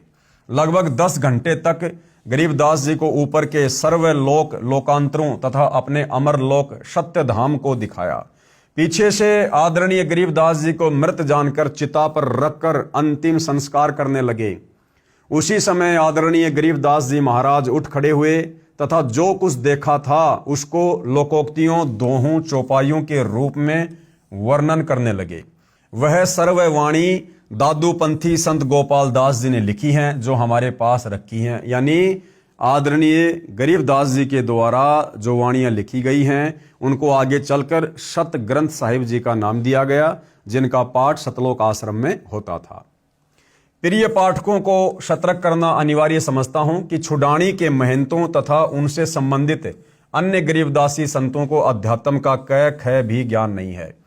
परमेश्वर ने अपनी वाणी में भी स्पष्ट किया है कि जो 12 पंथ हैं, जिनमें से एक गरीबदास पंथ भी है, उनका अनुयायी बनकर परमात्मा प्राप्ति चाहेगा तो असंख्य जन्म तक मोक्ष प्राप्त नहीं कर सकता। प्रमाण के लिए आप पढ़िए इसी पुस्तक में आगे चलकर। इसलिए सीधे सतलोक आश्रम बरवाड़ा जिला हिसार में जाना, वहां पर हरि आए हुए हैं। लेखक क्या लिख रहा भाइयों और बहनों? अर्थात इस सतभक्ति को प्राप्त करने के लिए आपने कहां जाना पड़ेगा? सतलोक आश्रम बरवाड़ा में। और वहां पर कौन आए हुए हैं? हरि आए हुए हैं। अब हरि की परिभाषा भाइयों और बहनों आप और हमने पहले पढ़ी। हरि का मतलब परमेश्वर। हरि का दूसरा नाम क्या है? परमेश्वर। और परमेश्वर कौन है? परम अक्षर ब्रह्म सत्य पुरुष कबीर देव। और सतलोक आश्रम बरवाला में कौन आए हुए हैं? हरि आए हुए हैं। तो फिर संत रामपाल जी हरि के अवतार कैसे हुए? कबीर जी के अवतार कैसे हुए? जब ये स्वयं हरि हैं, धरती पर आए हुए हैं, तो संत रामपाल जी को उनके कुछ नादान भक्तों के द्वारा कबीर जी का अवतार कहना, हरि का अवतार कहना उनकी नादानी को दर्शाता है। आदरणीय गरीबदास जी ने भी असुर निकंदन रमैणी में कहा है कि सतगुरु अर्थात परमेश्वर, क्योंकि परमेश्वर ही गरीबदास जी को सतगुरु रूप में मिले थे। यानी आज से लगभग 300 वर्ष पहले आदरणीय गरीबदास जी को छुडानी में जब वो 10-12 वर्ष की उम्र के थे, उनको स्वयं हरि यानी कबीर परमेश्वर जी सतलोक से आकर मिले थे। इसलिए जहां गरीबदास जी ने सतगुरु शब्द का प्रयोग किया है वह परमेश्वर का ही बोधक जाने। यानी जहां जहां गरीबदास जी ने सतगुरु शब्द का प्रयोग किया है, समझो वो कबीर परमात्मा के लिए कह रहे हैं। और क्या कहा फिर गरीबदास जी ने? भाई सतगुरु यानी कबीर परमात्मा, सतगुरु दिल्ली मंडल आईसी। गरीबदास जी ने 300 साल पहले कह दिया था कि आगे चलकर सतगुरु ही दिल्ली मंडल में आएगा। अब सतगुरु कौन? कबीर जी। और आज दिल्ली मंडल में कौन आए हैं? 8 सितंबर 1951 को संत रामपाल जी। तो संत रामपाल जी कौन हुए? सतगुरु। सतगुरु कौन? कबीर परमात्मा। क्योंकि यह स्पष्ट कर दिया, इसलिए जहां गरीबदास जी ने सतगुरु शब्द का प्रयोग किया है वह परमेश्वर का ही बोधक है। तो क्या कह रहे हैं गरीबदास जी? सतगुरु दिल्ली मंडल आईसी और सूती धरणी सुम जगाईसी। तो हमारे बहुत सारे जो नादान भाई हैं, जो सतलोक आश्रम वालों के द्वारा एक वीडियो बनाया गया है संत और परमात्मा का अद्भुत मिलन, जिसमें इन नादान सतलोक आश्रम वालों ने काल प्रेरणा से संत रामपाल जी को केवल एक जीव साबित किया है, एक व्यक्ति, एक इंसान साबित किया है। और इन्होंने भगत समाज में उस 25 मिनट के वीडियो के माध्यम से एक बहुत बड़ी भ्रमणा फैला दी है कि संत रामपाल जी तो 1997 में सतलोक चले गए हैं और उसके बाद खुद कबीर जी ने संत रामपाल जी का रूप बनाया और आप और हमारे बीच में है। जबकि भाई और बहनों, ऐसा बिल्कुल भी नहीं है। और मैं पवनदास सतगुरुदेव के ज्ञान आधार से दावे के साथ कह सकता हूं, जिन जिन नादान भगत भाई बहनों ने सतगुरु रामपाल जी को उस वीडियो के अनुसार यह मान लिया कि संत रामपाल जी तो 1997 में सतलोक जा चुके हैं, उन भाई बहनों की कभी भी मुक्ति नहीं हो सकती है। क्योंकि यहां पर क्या कहा जा रहा है भाई और बहनों, गरीबदास जी कह रहे हैं कि सतगुरु का मतलब परमेश्वर, परमात्मा, परम अक्षर ब्रह्म। और गरीबदास जी कह रहे हैं सतगुरु दिल्ली मंडल आईसी। तो सतगुरु रामपाल जी दिल्ली मंडल में कब आए? 8 सितंबर 1951 को। तो दिल्ली मंडल में कौन आया? सतगुरु रामपाल जी। और गरीबदास जी क्या कह रहे हैं कि मेरा सतगुरु यानी कबीर परमात्मा खुद ही दिल्ली मंडल में आएगा। तो वही जब सतगुरु रामपाल जी खुद ही 8 सितंबर 1951 को दिल्ली मंडल में आए हैं, प्रकट हुए हैं, तो ये स्वयं परमात्मा हुए, कबीर जी हुए। फिर 1997 में और नया कौन सा कबीर आ गया? तो जिन जिन नादान भगत भाई बहनों ने काल प्रेरणा से बने उस 25 मिनट के वीडियो को देखकर, जो वीडियो सतलोक आश्रम वालों के द्वारा बनाया गया है जीव आत्माओं को भटकाने के लिए कि कोई भी प्राणी अपने गुरु को परमात्मा ना मान ले। और भाई और बहनों, युगों युगों से हमारी यही कमी रही है। हम हर बार धोखा इसी बात के लिए खाए हैं कि हमने गुरु को परमात्मा नहीं माना। तो यहां पर सतगुरु रामपाल जी स्वयं कबीर परमात्मा हैं, जो 8 सितंबर 1951 को ही धरती पर आ चुके थे। सतगुरु दिल्ली मंडल आईसी और सूती धरणी सोम जगाईसी। परमेश्वर दिल्ली मंडल यानी अंग्रेजों के शासनकाल में जो पुराना रोहतक जिला है वह दिल्ली मंडल में था, अर्थात वर्तमान में जिला सोनीपत गांव धनाना में आएगा। अब देख लो भाइयों और बहनों, बिल्कुल क्लियर कर दिया गया है इस पुस्तक में। ये पुस्तक लिखने वाले कौन? राष्ट्रीय समाज सेवा समिति वाले, संत रामपाल जी के परिवार वाले, जो इस पुस्तक में 2014 बरवाला कांड से पहले खुद लिख रहे हैं कि सतगुरु का मतलब कबीर भगवान, और वो सतगुरु दिल्ली मंडल में आएगा। और कब आए? 8 सितंबर 1951 को। और सतगुरु कौन? खुद कबीर भगवान। और आज ये लोग नया वीडियो बना रहे हैं कि संत रामपाल जी तो 1997 में सतलोक चले गए, कबीर जी ने उनको सतलोक भेज दिया। अब कबीर जी खुद संत रामपाल जी के रूप में लीला कर रहे हैं। अरे अगर संत रामपाल जी को कबीर जी ने सतलोक भेज दिया तो नादानो, तुम्हारे अनुसार तो संत रामपाल जी केवल एक जीव साबित हुए, फिर तो तुम्हारे द्वारा लिखी गई सारी बातें फेल हो जाती यहां पर। और यदि आज साक्षात कबीर परमात्मा धरती पर हैं, तो कबीर परमात्मा भी फिर काल की भांति अपना मुंह छुपाकर प्रचार क्यों कर रहा भाई? फिर उस कबीर भगवान को जिन्होंने संत रामपाल जी को सतलोक भेज दिया और 1997 से उनका रूप बनाकर यहां पर ज्ञान प्रचार कर रहे हैं, फिर वो कबीर भगवान भी क्यों छुप छुप के काम कर रहा है? अरे काल की भांति वो भी अपने ओरिजिनल रूप में अपने बच्चों के सामने क्यों नहीं आता? फिर वो कबीर भगवान, उस कबीर भगवान ने भी संत रामपाल जी के चेहरे का सहारा लेना पड़ रहा है। फिर काल में और कबीर भगवान में भला क्या अंतर हुआ? वो काल भी अपना ओरिजिनल रूप छुपा के रहता है और कबीर भगवान भी तुम लोगों के अनुसार अपना ओरिजिनल रूप छुपाकर संत रामपाल जी के रूप में धरती पर प्रकट हैं। तो दोनों एक ही थाली के चट्टे बट्टे हुए भी। फिर आप किस मुंह से यह कह सकते हो कि काल में और कबीर भगवान में कोई अंतर है? तो भाइयों और बहनों, ये यहां पर ज्ञानहीनता दर्शाती है सतलोक आश्रम मैनेजमेंट हरियाणा वालों की, राष्ट्रीय समाज सेवा समिति वालों की, जिन्होंने अच्छे से ज्ञान को आधार बनाकर अपने गुरुदेव भगवान को पहचाना नहीं है। यहां पर स्पष्ट किया गया है, अर्थात वर्तमान में जिला सोनीपत गांव धनाना में आएगा। स्वयं परमेश्वर जी ने भी कहा है कि 12वें पंथ अर्थात गरीबदास जी द्वारा मेरी महिमा की वाणी कही जाएगी, जो मेरे से परिचित होकर कहेगा। गरीबदास जी का जो पंथ चलेगा, कौन सा? 12वां पंथ। उसमें हम ही कौन? परमेश्वर अर्थात हरि आऊंगा। 12वें पंथ हम ही चल आवें, सब पंथों को मिटाकर एक पंथ चलावें।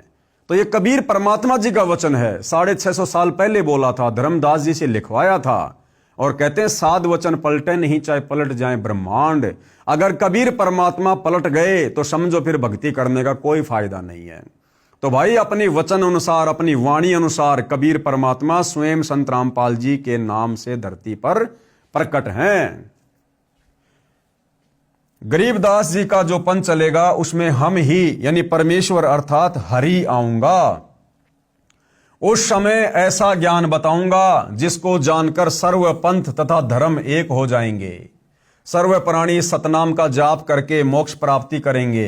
ये कार्य उस समय किया जाएगा जब कलयुग 5500 वर्ष बीत चुका होगा। अधिक जानकारी के लिए कृपया पढ़ें, आगे पढ़ें कि वर्तमान में कलयुग कितना बीत चुका है, इसी पुस्तक के पेज नंबर 96 से 99 पर।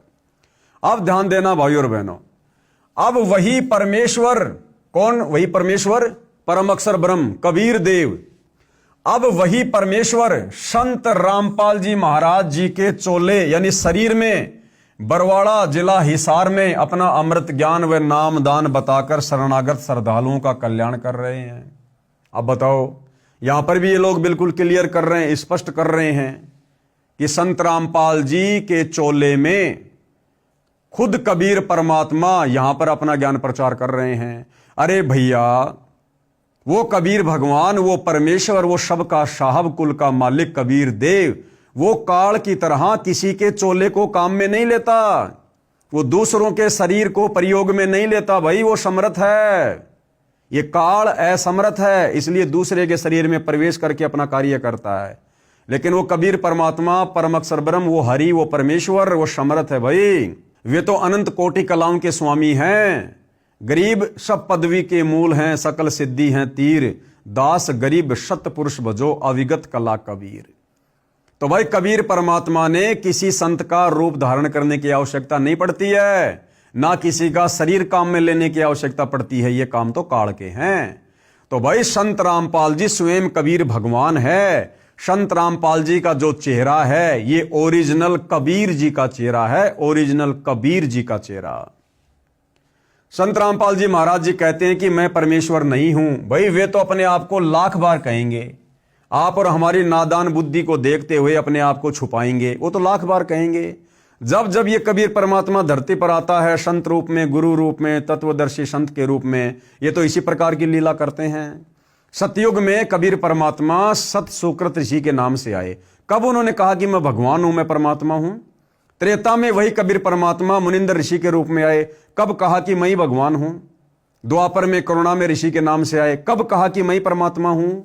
और आज से 650 साल पहले खुद कबीर परमात्मा कबीर नाम से आए। फिर भी उन्होंने अपने आप को छुपाया कि मेरे को तो सत्य पुरुष ने भेजा, सत्य पुरुष ने, मैं तो आप आत्माओं को जगाने आया हूं, मैं तो परमात्मा का भेजा हुआ दास हूं। तो आज वो कबीर परमात्मा जो संत रामपाल जी के नाम से धरती पर प्रकट हैं, भला आज कैसे सीधम सीधा कहेंगे कि मैं ही कबीर भगवान हूं? आज भी अपने नियम अनुसार अपने आप को छुपाकर ही ज्ञान प्रचार कर रहे हैं, लेकिन पहचान उनके ज्ञान से अब हम भक्तों ने करनी होगी। मैं तो परमेश्वर का दास अर्थात नौकर हूं। उस परमेश्वर की महिमा का गुणगान करके उसकी आत्माओं को यथार्थ ज्ञान बताकर सही दिशा निर्देश दे रहा हूं। सज्जनों, विचार करें, जैसे पहले भारतवर्ष अंग्रेजों के पराधीन था, लगभग 200 वर्ष अंग्रेजों यानी इंग्लैंड वालों ने भारत पर राज्य किया। इंग्लैंड का राजा अपना एक प्रतिनिधि नौकर भारत में भेजता था, उसको वायसराय कहते थे। जो उसके पद का नाम था वह इंग्लैंड के राजा का नौकर था, परंतु भारतवासियों को सुख व दुख देने में सक्षम था। वह इंग्लैंड के राजा वाली शक्ति प्रयोग करता था। कहने का मतलब भाई और बहनों, ये राष्ट्रीय समाज सेवा समिति वाले, संत रामपाल जी के परिवार वाले, संत रामपाल जी को मानुष मानकर इस प्रकार के उदाहरण देकर उनको एक आम प्राणी घोषित करने का कुप्रयत्न कर रहे हैं, जो बिल्कुल भी नहीं होगा। अब नहीं होगा क्योंकि अब सतगुरु रामपाल जी परमेश्वर जी के आशीर्वाद से साध संगति से जुड़े सत्सेवक भाई बहनों ने इस बात को पकड़ लिया है ज्ञान आधार से और समझ लिया है कि सतगुरु रामपाल जी स्वयं ही कबीर परमेश्वर हैं। ये किसी के नौकर नहीं है, किसी कबीर जी के द्वारा भेजे गए दास नहीं हैं। भाई अब हम धोखा नहीं खा सकते, जो धोखा हम गुरु को मानुष मानकर, भगवान का नौकर मानकर, दास मानकर युगों युगों से खाते आ रहे थे। तो लेखक क्या कह रहा है, यदि हम संत रामपाल जी को परमेश्वर का भेजा संदेश वाहक भी माने तो भी पूरी पृथ्वी के लिए ये हरि है। इसलिए गरीबदास जी ने अपनी वाणी में कहा है, पूर्व पश्चिम उत्तर दक्षिण क्यों फिरदा दाने दाने नो, सर्व कला सतगुरु साहिब की हरि आए हरियाणे नो। भावार्थ है कि हे भोले प्राणी कहां भटक रहा है, संत रामपाल जी भी उसी सतगुरु यानी परमेश्वर की कला दूसरा रूप है। अरे दूसरा रूप नहीं है मेरे भाई, ये ओरिजिनल रूप है। संत रामपाल जी का रूप कबीर परमात्मा का दूसरा रूप नहीं है, उन्हीं का साक्षात ओरिजिनल रूप है। इनसे सर्व लाभ प्राप्त करें, सर्व कष्ट हरण करवाएं। विश्व के सर्व सभ्य समाज से नम्र निवेदन है कि आप अविलंब सतलोक आश्रम बरवाला जिला हिसार प्रांत हरियाणा में जाएं तथा अपना तथा अपने परिवार का कल्याण करवाएं। अब देखिए भाई और बहनों, हरि अवतार की परिभाषा। अवतार का अर्थ है ऊंचे स्थान से नीचे स्थान पर उतरना। विशेषकर यह शुभ शब्द उन उत्तम आत्माओं के लिए प्रयोग किया जाता है। अब देखो, एक होता है आत्मा, एक होता है परमात्मा। ये जो अवतार शब्द है ये किन के लिए प्रयोग किया जाता है? आत्माओं के लिए, आत्माओं के लिए। तो जो अवतार होगा वो क्या हुई? आत्मा। परमात्मा तो फिर भी नहीं हुआ। तो भाई और बहनों, ये काल चाहता कि हम संत रामपाल जी को ना पहचान कर कबीर जी का अवतार मानकर धोखा खा जाएं। संत रामपाल जी साक्षात कबीर परमात्मा हैं। ये अपना कोई अवतार कभी नहीं भेजते। जब जब इनको पृथ्वी पर आना होता है ये स्वयं ही अपना रूपांतरण करके पृथ्वी पर आते हैं। विशेषकर ये शुभ शब्द उन उत्तम आत्माओं के लिए प्रयोग किया जाता है जो धरती पर कुछ अद्भुत कार्य करते हैं, जिनको परमात्मा की ओर से भेजा हुआ मानते हैं या स्वयं परमात्मा ही का पृथ्वी पर आगमन मानते हैं। श्रीमद् भगवद गीता अध्याय 15 श्लोक 1 से 4 तथा 16 से 17 में 3 पुरुषों यानी भगवानों का ज्ञान है। एक है क्षर पुरुष जिसे ब्रह्म भी कहते हैं, जिसका ओम नाम साधना का है, जिसका प्रमाण गीता अध्याय 8 श्लोक नंबर 13 में है। दूसरा है अक्षर पुरुष जिसको परब्रह्म भी कहते हैं, जिसकी साधना का मंत्र तत् है जो सांकेतिक है, प्रमाण गीता अध्याय 17 श्लोक 23 में है। और तीसरा है उत्तम पुरुष तू अन्य, श्रेष्ठ पुरुष परमात्मा तो उपरोक्त दोनों पुरुषों क्षर पुरुष तथा अक्षर पुरुष से अन्य है। वह परम अक्षर पुरुष है जिसे गीता अध्याय 8 श्लोक 1 के उत्तर में अध्याय 8 के श्लोक 3 में कहा है कि वह परम अक्षर ब्रह्म है। इसका जाप सत है जो सांकेतिक है। इसी परमेश्वर की प्राप्ति से भगत को परम शांति तथा सनातन परम धाम प्राप्त होगा। इसका प्रमाण गीता अध्याय 18 श्लोक 62 में यह परमेश्वर परम अक्षर ब्रह्म गीता ज्ञान दाता से भिन्न है। अधिक ज्ञान प्राप्ति के लिए पढ़िए पुस्तक ज्ञान गंगा, सतलोक आश्रम बरवाड़ा से प्राप्त करें। अवतार 2 प्रकार के होते हैं जैसे ऊपर कहा गया है। अब आप जी को पता चला है कि मुख्य रूप से 3 पुरुष प्रभु हैं जिनका उल्लेख ऊपर कर दिया गया है। विस्तृत विवरण पढ़े इसी पुस्तक के पीछे सृष्टि रचना में। हमारे लिए मुख्य रूप से 2 प्रभुओं की भूमिका रहती है। क्षर पुरुष की जो गीता अध्याय 11 श्लोक 32 में अपने आप को काल कहता है। दूसरा है परम अक्षर पुरुष, परम अक्षर ब्रह्म, जिसके विषय में गीता अध्याय 8 श्लोक 3 तथा 8, 9, 10 में तथा गीता अध्याय 18 श्लोक 62, अध्याय 15 श्लोक 1 से 4 तथा 17 में कहा है। ब्रह्म यानी काल के अवतारों की जानकारी। गीता अध्याय 4 श्लोक 7, यदा यदा ही धर्मस्य ग्लानि भवति भारत अभ्युत्थानम अधर्मस्य तदा आत्मानम सर्जामि अहम। अनुवाद क्या है? हे भारत यानी हे अर्जुन, यदा यदा जब जब धर्म की हानि और अधर्म की वृद्धि होती है तब तब ही मैं अपना अंश अवतार रचता हूं अर्थात उत्पन्न करता हूं। जैसे श्रीमद् भगवद गीता अध्याय 4 श्लोक 7 में गीता ज्ञान दाता ने यानी काल ब्रह्म ने कहा है कि जब जब धर्म में घृणा उत्पन्न होती है यानी पापियों की संख्या बढ़ जाती है, अधर्म पृथ्वी पर बढ़ जाता है, धर्म की हानि होती है तथा अधर्म की वृद्धि होती है, तो मैं कौन, काल, ये ब्रह्म, ये क्षर पुरुष अपने अंश अवतार सर्जन करता है, ब्रह्मा विष्णु महेश के माध्यम से उत्पन्न करता है। जैसे श्री रामचंद्र जी तथा श्री कृष्णचंद्र जी को काल ब्रह्म ने ही पृथ्वी पर उत्पन्न किया था, जो स्वयं श्री विष्णु जी ही माने जाते हैं। इनके अतिरिक्त 8 अवतार और कहे गए हैं, जो श्री विष्णु जी स्वयं नहीं आते, अपितु अपने लोक से अपने कृपा पात्र पवित्र आत्मा को भेजते हैं, वे भी अवतार कहलाते हैं। कहीं कहीं 25 अवतारों का भी उल्लेख पुराणों में आता है। काल ब्रह्म यानी क्षर पुरुष के भेजे हुए अवतार पृथ्वी पर बढ़े अधर्म का नाश कत्लेआम अर्थात संहार करके करते हैं। लेखक क्या कह रहा है भाई और बहनों, 2 प्रकार के अवतार होते हैं। एक अवतार कौन, कबीर परमात्मा खुद ही अवतार रूप में धरती पर स्वयं प्रकट होता है, और दूसरा अवतार ये काल ब्रह्मा विष्णु महेश में प्रेरणा करके और राम और श्री कृष्ण जैसों को यहां पर अवतार के रूप में भेजता है। तो जो काल के द्वारा भेजे गए अवतार हैं, उनके कार्य करने की शैली क्या होती है? पृथ्वी पर जो अधर्म होता है, अत्याचार होता है, अशांति फैली होती है, ये संहार करके, युद्ध करके शांति स्थापना करने की चेष्टा करते हैं। लेकिन इस प्रकार के इनके प्रयत्नों से और ज्यादा अशांति बढ़ जाती है। जैसे त्रेता युग में राम रावण युद्ध हुआ, सोचा था शांति होगी, लेकिन भाई और बहनों करोड़ों की संख्या में लोग मारे गए, करोड़ों औरतें विधवा हुई, करोड़ों बच्चे यतीम हो गए, अनाथ हो गए, शांति की जगह अशांति फैल गई। फिर द्वापर में श्री कृष्ण जी आए, शांति स्थापना करने की चेष्टा की, लेकिन नहीं हो पाई। महाभारत जैसी घटना का जन्म हो गया, 18 करोड़ सेना मारी गई, करोड़ों की संख्या में औरतें विधवा हो गई, उनके बच्चे यतीम हो गए, अनाथ हो गए, रोजी रोटी की समस्या पैदा हो गई, और ज्यादा अशांति फैल गई। तो जो काल के द्वारा भेजे गए अवतार हैं, वो इस प्रकार से धर्म की स्थापना करना चाहते हैं युद्ध करके, लेकिन नहीं हो पाती है। और जो पहले नंबर का अवतार है, यानी स्वयं कबीर परमात्मा ही धरती पर अवतरित होते हैं, वो ज्ञान के द्वारा लोगों को सद्बुद्धि देकर वो यहां पर बढ़े हुए अज्ञान और अधर्म का नाश करते हैं। उदाहरण के रूप में श्री रामचंद्र जी तथा श्री कृष्णचंद्र जी, श्री परशुराम जी तथा श्री नीकलंक जी, जो अभी आना शेष है, जो कलयुग के अंत में आएगा, ये सर्व अवतार घोर संहार करके ही अधर्म का नाश करते हैं। अधर्मियों को मारकर शांति स्थापित करने की चेष्टा करते हैं, परंतु शांति की अपेक्षा अशांति ही बढ़ती है। जैसे श्री रामचंद्र जी ने रावण को मारने के लिए युद्ध किया, युद्ध में करोड़ों पुरुष मारे गए, जिनमें धर्मी तथा अधर्मी दोनों ही मारे गए। फिर उनकी पत्नियां तथा छोटे बड़े बच्चे शेष रहे, उनका जीवन नरक बन गया। विधवाओं को अन्य व्यक्तियों ने अपनी हवस का शिकार बनाया, निर्वाह की समस्या उत्पन्न हुई, आदि आदि अनेकों अशांति के कारण खड़े हो गए।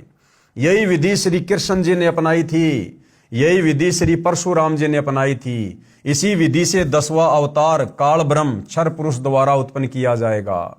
उसका नाम नीकलंक होगा। वह कलयुग के अंतिम समय में उत्पन्न होगा, जो राजा हरिश्चंद्र वाली आत्मा होगी।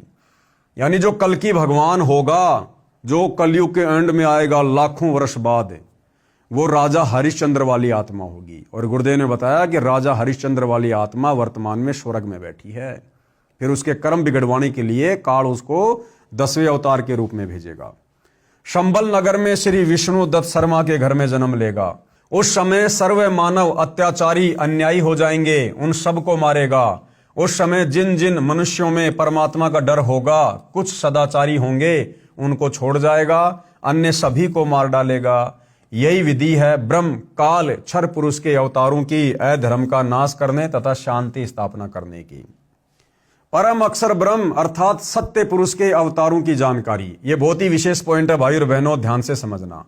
परम अक्षर ब्रह्म यानी कबीर देव अर्थात सत्य पुरुष के अवतारों की जानकारी, यानी ये कबीर परमात्मा स्वयं ही अवतार धारण करके आता है, या सतलोक से कोई अवतार भेजता है, किसी आत्मा को भेजता है।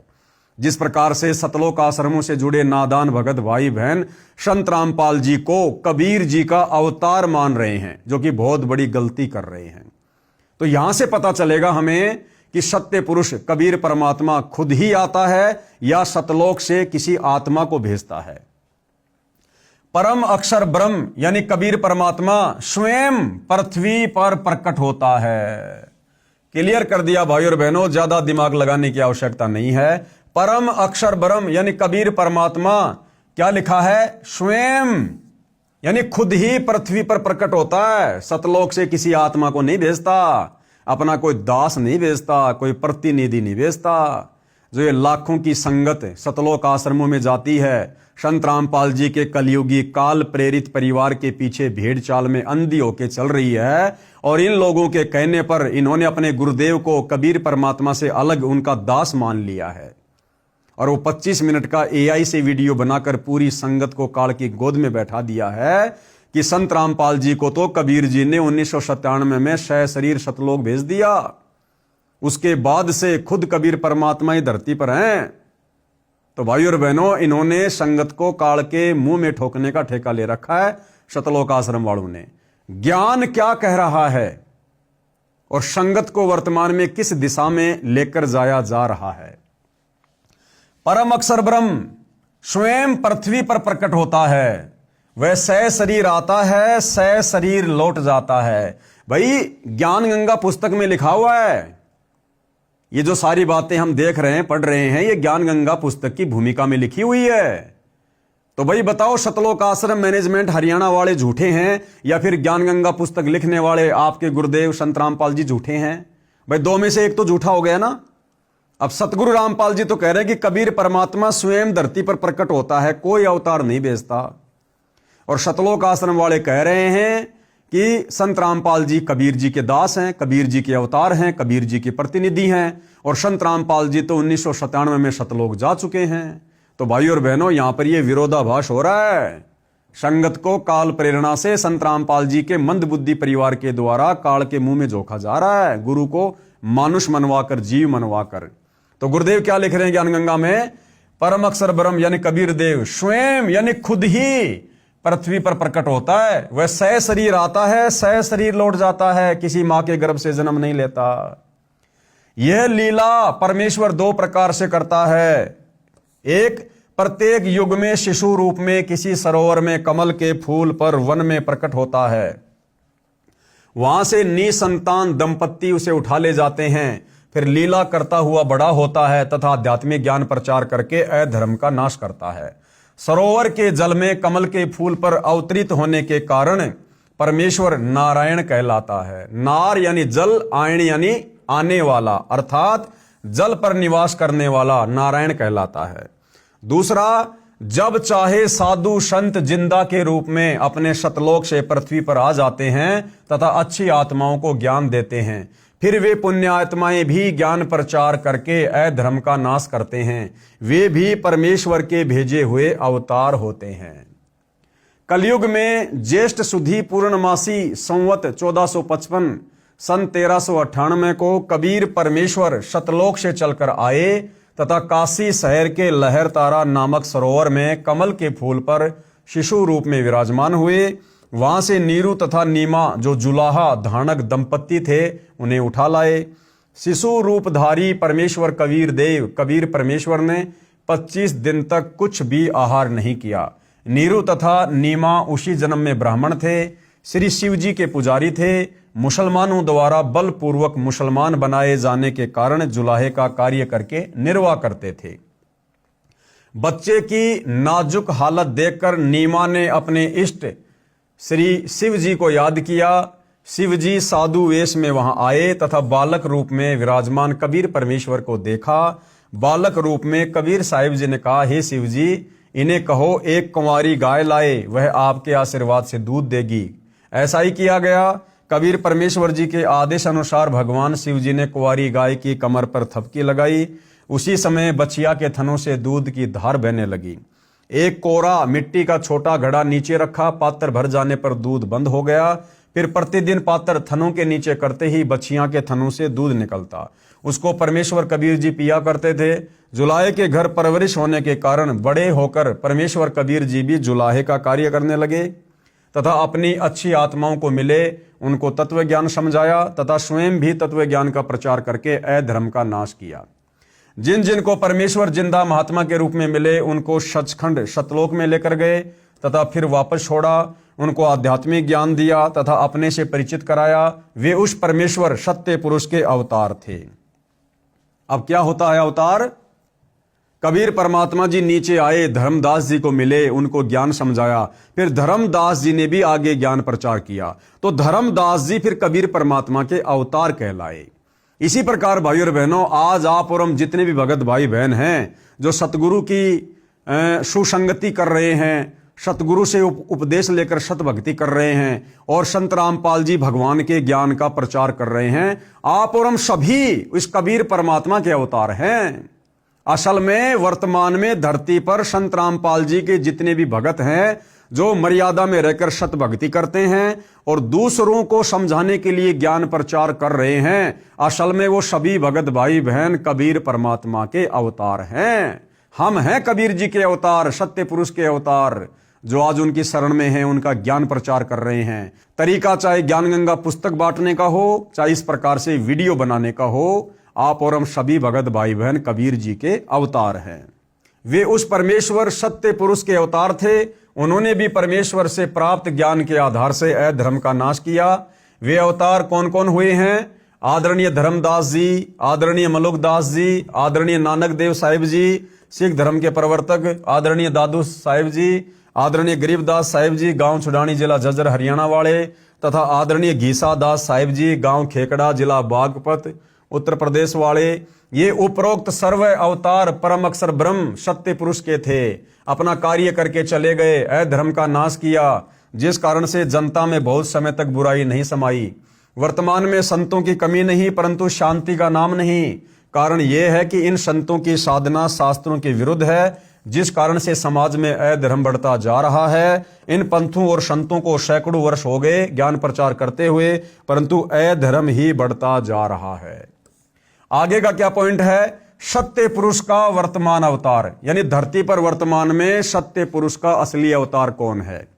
अब सतलोक आश्रम वालों ने तो ज्ञान का ज्ञान कर दिया, सत्य पुरुष का अवतार संत रामपाल जी को घोषित कर दिया, जबकि भाई और बहनों ज्ञान आधार से हमें पता चलेगा संत रामपाल जी स्वयं ही हरि हैं। ये स्वयं ही सतलोक से अवतरित हुए हैं। इन्हें अपना ज्ञान प्रचार करवाने के लिए सतलोक से किसी को अवतार बनाकर भेजने की आवश्यकता नहीं पड़ती है। सत्य पुरुष का वर्तमान अवतार हरि अवतार, जो सत्य साधना तथा सत्य का प्रचार परमेश्वर के पूर्वोक्त परमेश्वर के अवतार संत किया करते थे, जिससे आपसी प्रेम था, एक दूसरे के दुख में दुखी होते थे, असहाय व्यक्ति की मदद करते थे। वही शास्त्र विधि अनुसार साधना तथा वही आध्यात्मिक यथार्थ ज्ञान संत रामपाल जी महाराज को परमेश्वर कबीर साहिब जी ने प्रदान किया। परमेश्वर कबीर जी मार्च 1997 को फाल्गुन मास की शुक्ल प्रथमा को दिन के 10 बजे जिंदा महात्मा के रूप में सतलोक से आकर संत रामपाल जी महाराज को सतनाम तथा सार शब्द दान करने का आदेश देकर अंतर ध्यान हो गए। ये भाई और बहनों सतगुरु रामपाल जी परमेश्वर जी की ये गुप्त लीला है। इस लीला को केवल वही समझ सकता है जिस पर संत रामपाल जी की विशेष दया दृष्टि हो। जैसे आप और हम सभी साध संगति से जुड़े सत्सेवक भाई बहन, आप और हम परमेश्वर की इस 1997 वाली गुप्त लीला को समझ रहे हैं। सतलोक आश्रमों से जुड़े भाई बहन और संत रामपाल जी का परिवार नहीं समझ पा रहा है। संत रामपाल जी महाराज भी परमेश्वर यानी परम अक्षर ब्रह्म के उन अवतारों में से एक है जो आध्यात्मिक ज्ञान के द्वारा अधर्म का नाश करते हैं। बिल्कुल नहीं, संत रामपाल जी स्वयं कबीर परमात्मा है, स्वयं सतलोक से अवतरित हुए हैं। ये किसी के अवतार, किसी के दास नहीं है। अब विश्व में शांति होगी, सर्वधर्म तथा पंथों के व्यक्ति एक होकर आपस में प्रेम से रहा करेंगे। राजनेता निरअभिमानी, न्यायकारी तथा परमात्मा से डरकर कार्य करने वाले होंगे। जनता के सेवक बनकर निष्पक्ष कार्य किया करेंगे। धरती पर पुनः सतयुग जैसी स्थिति होगी। वर्तमान में धरती पर वह अवतार संत रामपाल दास जी हैं। हाँ, वर्तमान में वह अवतार संत रामपाल जी हैं, अवश्य हैं, लेकिन किसी के भेजे हुए नहीं हैं। ये स्वयं ही सतलोक से चलकर पृथ्वी पर 8 सितंबर 1951 को अवतरित हुए हैं। अब घर घर में परमेश्वर के ज्ञान की चर्चा होगी।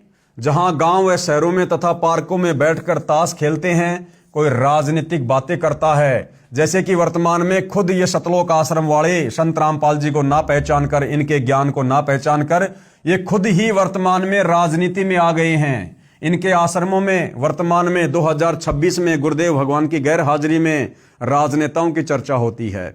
2019 में संत रामपाल जी के मंदबुद्धि परिवार ने संगत से कांग्रेस सरकार का समर्थन करवाया, कांग्रेस सरकार को वोट डलवाए।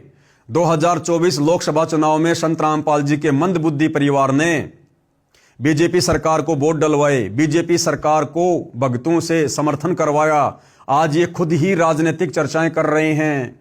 लेकिन भाई और बहनों, परमेश्वर जी की वाणी है कि दास गरीब कह नरलोई और सतगुरु को चीने बिरला कोई। यानी कबीर परमात्मा जब जब धरती पर संत रूप में आते हैं, इनको कोई बिरला ही होते हैं जो जान पाते हैं, पहचान पाते हैं। कोई अपने पुत्रों तथा पुत्र वधुओं की अच्छे या निकम्मे होने की चर्चा करते हैं, वहां परमेश्वर की महिमा की चर्चा होगी तथा ज्ञान गंगा पुस्तक में लिखे ज्ञान पर विचार हुआ करेगा। परमात्मा की महिमा करने मात्र से भी जीव पुण्य का भागी बनता है। क्या लिखा जा रहा है भाई और बहनों? कि परमात्मा की महिमा करने मात्र से भी जीव पुण्य का भागी बनता है। अरे भाई, सतलोक आश्रम वालों, राष्ट्रीय समाज सेवा समिति वालों, संत रामपाल जी के मंदबुद्धि परिवार वालों, हम साध संगति से जुड़े हुए सत्सेवक भाई बहन जगह जगह साध संगतियां रखवाकर परमेश्वर की महिमाएं तो करते हैं, गुरुदेव भगवान को भोग लगाते हैं, उनकी महिमा तो करते हैं, महिमा के शब्द गाते हैं, ज्ञान चर्चा करते हैं। अरे तुम हमारे पुण्यों के बीच में क्यों बाधा बनकर खड़े हो भाई? क्यों हमारे ऊपर बार बार झूठे मुकदमे करवाते हो, साध संगतियां बंद करवाते हो, साध संगति वाले भाई बहनों के साथ में मारपीट करते हो, गाली गलौज करते हो, धक्का मुक्की करते हो? अरे भैया, हम तो पुण्य कमा रहे हैं सतगुरु महिमा करके। अब अगर तुम्हारे वश की बात सतगुरु की महिमा नहीं है, तुम्हारी जीव्या यदि सतगुरु की महिमा करना नहीं जानती है, तो भाई इसमें हमारा क्या दोष? कम से कम हमें तो महिमा करने दो। फिर शास्त्र विधि अनुसार साधना करके जीवन सुखी बनाएंगे तथा आत्म कल्याण कराएंगे। धरती पर कलयुग में सतयुग जैसा समय आएगा। हरि आए हरियाणे नु के समर्थन में कृपया पढ़ें ढेर सारी भविष्यवाणियां तथा स्वयं परमेश्वर जी की भविष्यवाणी। इसी पुस्तक में अमेरिका की भविष्यवक्ता फ्लोरेंस की महत्वपूर्ण भविष्यवाणी। अब भाइयों और बहनों, ये जो पुस्तक है जिसके ऊपर आज वीडियो बनाने की श्रृंखला समाप्त हो चुकी है, ये इस पुस्तक मानवता का गिरता हास तथा विकास के ऊपर हमारा लास्ट वीडियो है। आगे हम इस पुस्तक पर वीडियो इसलिए नहीं बनाएंगे क्योंकि आगे इस पुस्तक में जो जो बातें लिखी हैं, जो जो पॉइंट लिखे हैं, जैसे कि अमेरिका की भविष्यवक्ता फ्लोरेंस की महत्वपूर्ण भविष्यवाणी, तो आगे की जो बातें हैं भाइयों और बहनों, आज से पहले जिन जिन पुस्तकों के ऊपर वीडियो बने हैं, लगभग 10-12 पुस्तकों के ऊपर, उन पुस्तकों में हम इन तमाम प्रकार की जानकारियों पर चर्चा कर चुके हैं, इन टॉपिक पर हम चर्चा कर चुके हैं। तो यदि आप भाई बहनों ने और अधिक जानकारी प्राप्त करनी है तो साध संगति के माध्यम से सतगुरु रामपाल जी के कर कमल से लिखित अनेक पुस्तकों के ऊपर जो वीडियो बन चुके हैं, उन तमाम बातों का जिक्र उन पुस्तकों में किया हुआ है। दास के Facebook page Pawan Das is live के ऊपर जाकर आप जी वीडियो देख सकते हैं, जानकारी प्राप्त कर सकते हैं। तो आगे भाइयों और बहनों, इस पुस्तक मानवता का गिरता हास तथा विकास, इसमें जो जो बातें लिखी हुई हैं, ये सारी बातें हम आज से पहले अन्य पुस्तकों पर जो वीडियो बना रहे थे, हम उनमें प्राप्त कर चुके हैं। इसलिए दास आप भगत भाई बहनों का अनमोल समय और अनमोल श्वासें व्यर्थ में, फिजूल में बर्बाद नहीं करवाना चाहता है। अब ज़्यादा से ज़्यादा समय हम परमपिता परमेश्वर जी की भक्ति को दें, सुमरण में दें, और जो जो जानकारी गुरुदेव भगवान ने पुस्तकों में छुपा रखी है, जो पुस्तकें अभी तक हम नहीं पढ़ पाए, नहीं देख पाए, जिन पर वीडियो नहीं बन पाए, दास केवल उन पुस्तकों में उन्हीं पॉइंटों पर वीडियो बनाएगा जो जानकारी अभी तक भगत समाज से दूर है। तो भाई और बहनों, पूज्य गुरुदेव भगवान के आशीर्वाद से पुस्तक मानवता का गिरता हास तथा विकास, इसके ऊपर वीडियो बनाने की श्रृंखला समाप्त हुई। आगे परमपिता परमेश्वर जी के आशीर्वाद से हमें जो भी वे सत प्रेरणा करेंगे, जो भी सेवा देंगे, उस आधार से आप भाई बहनों के सामने उपस्थित होंगे। तब तक के लिए गुरुदेव भगवान हम सबको आज्ञा दे, सद्बुद्धि दे, हमारा मार्गदर्शन करे। बंदी छोड़ सतगुरु रामपाल जी परमेश्वर जी की जय हो।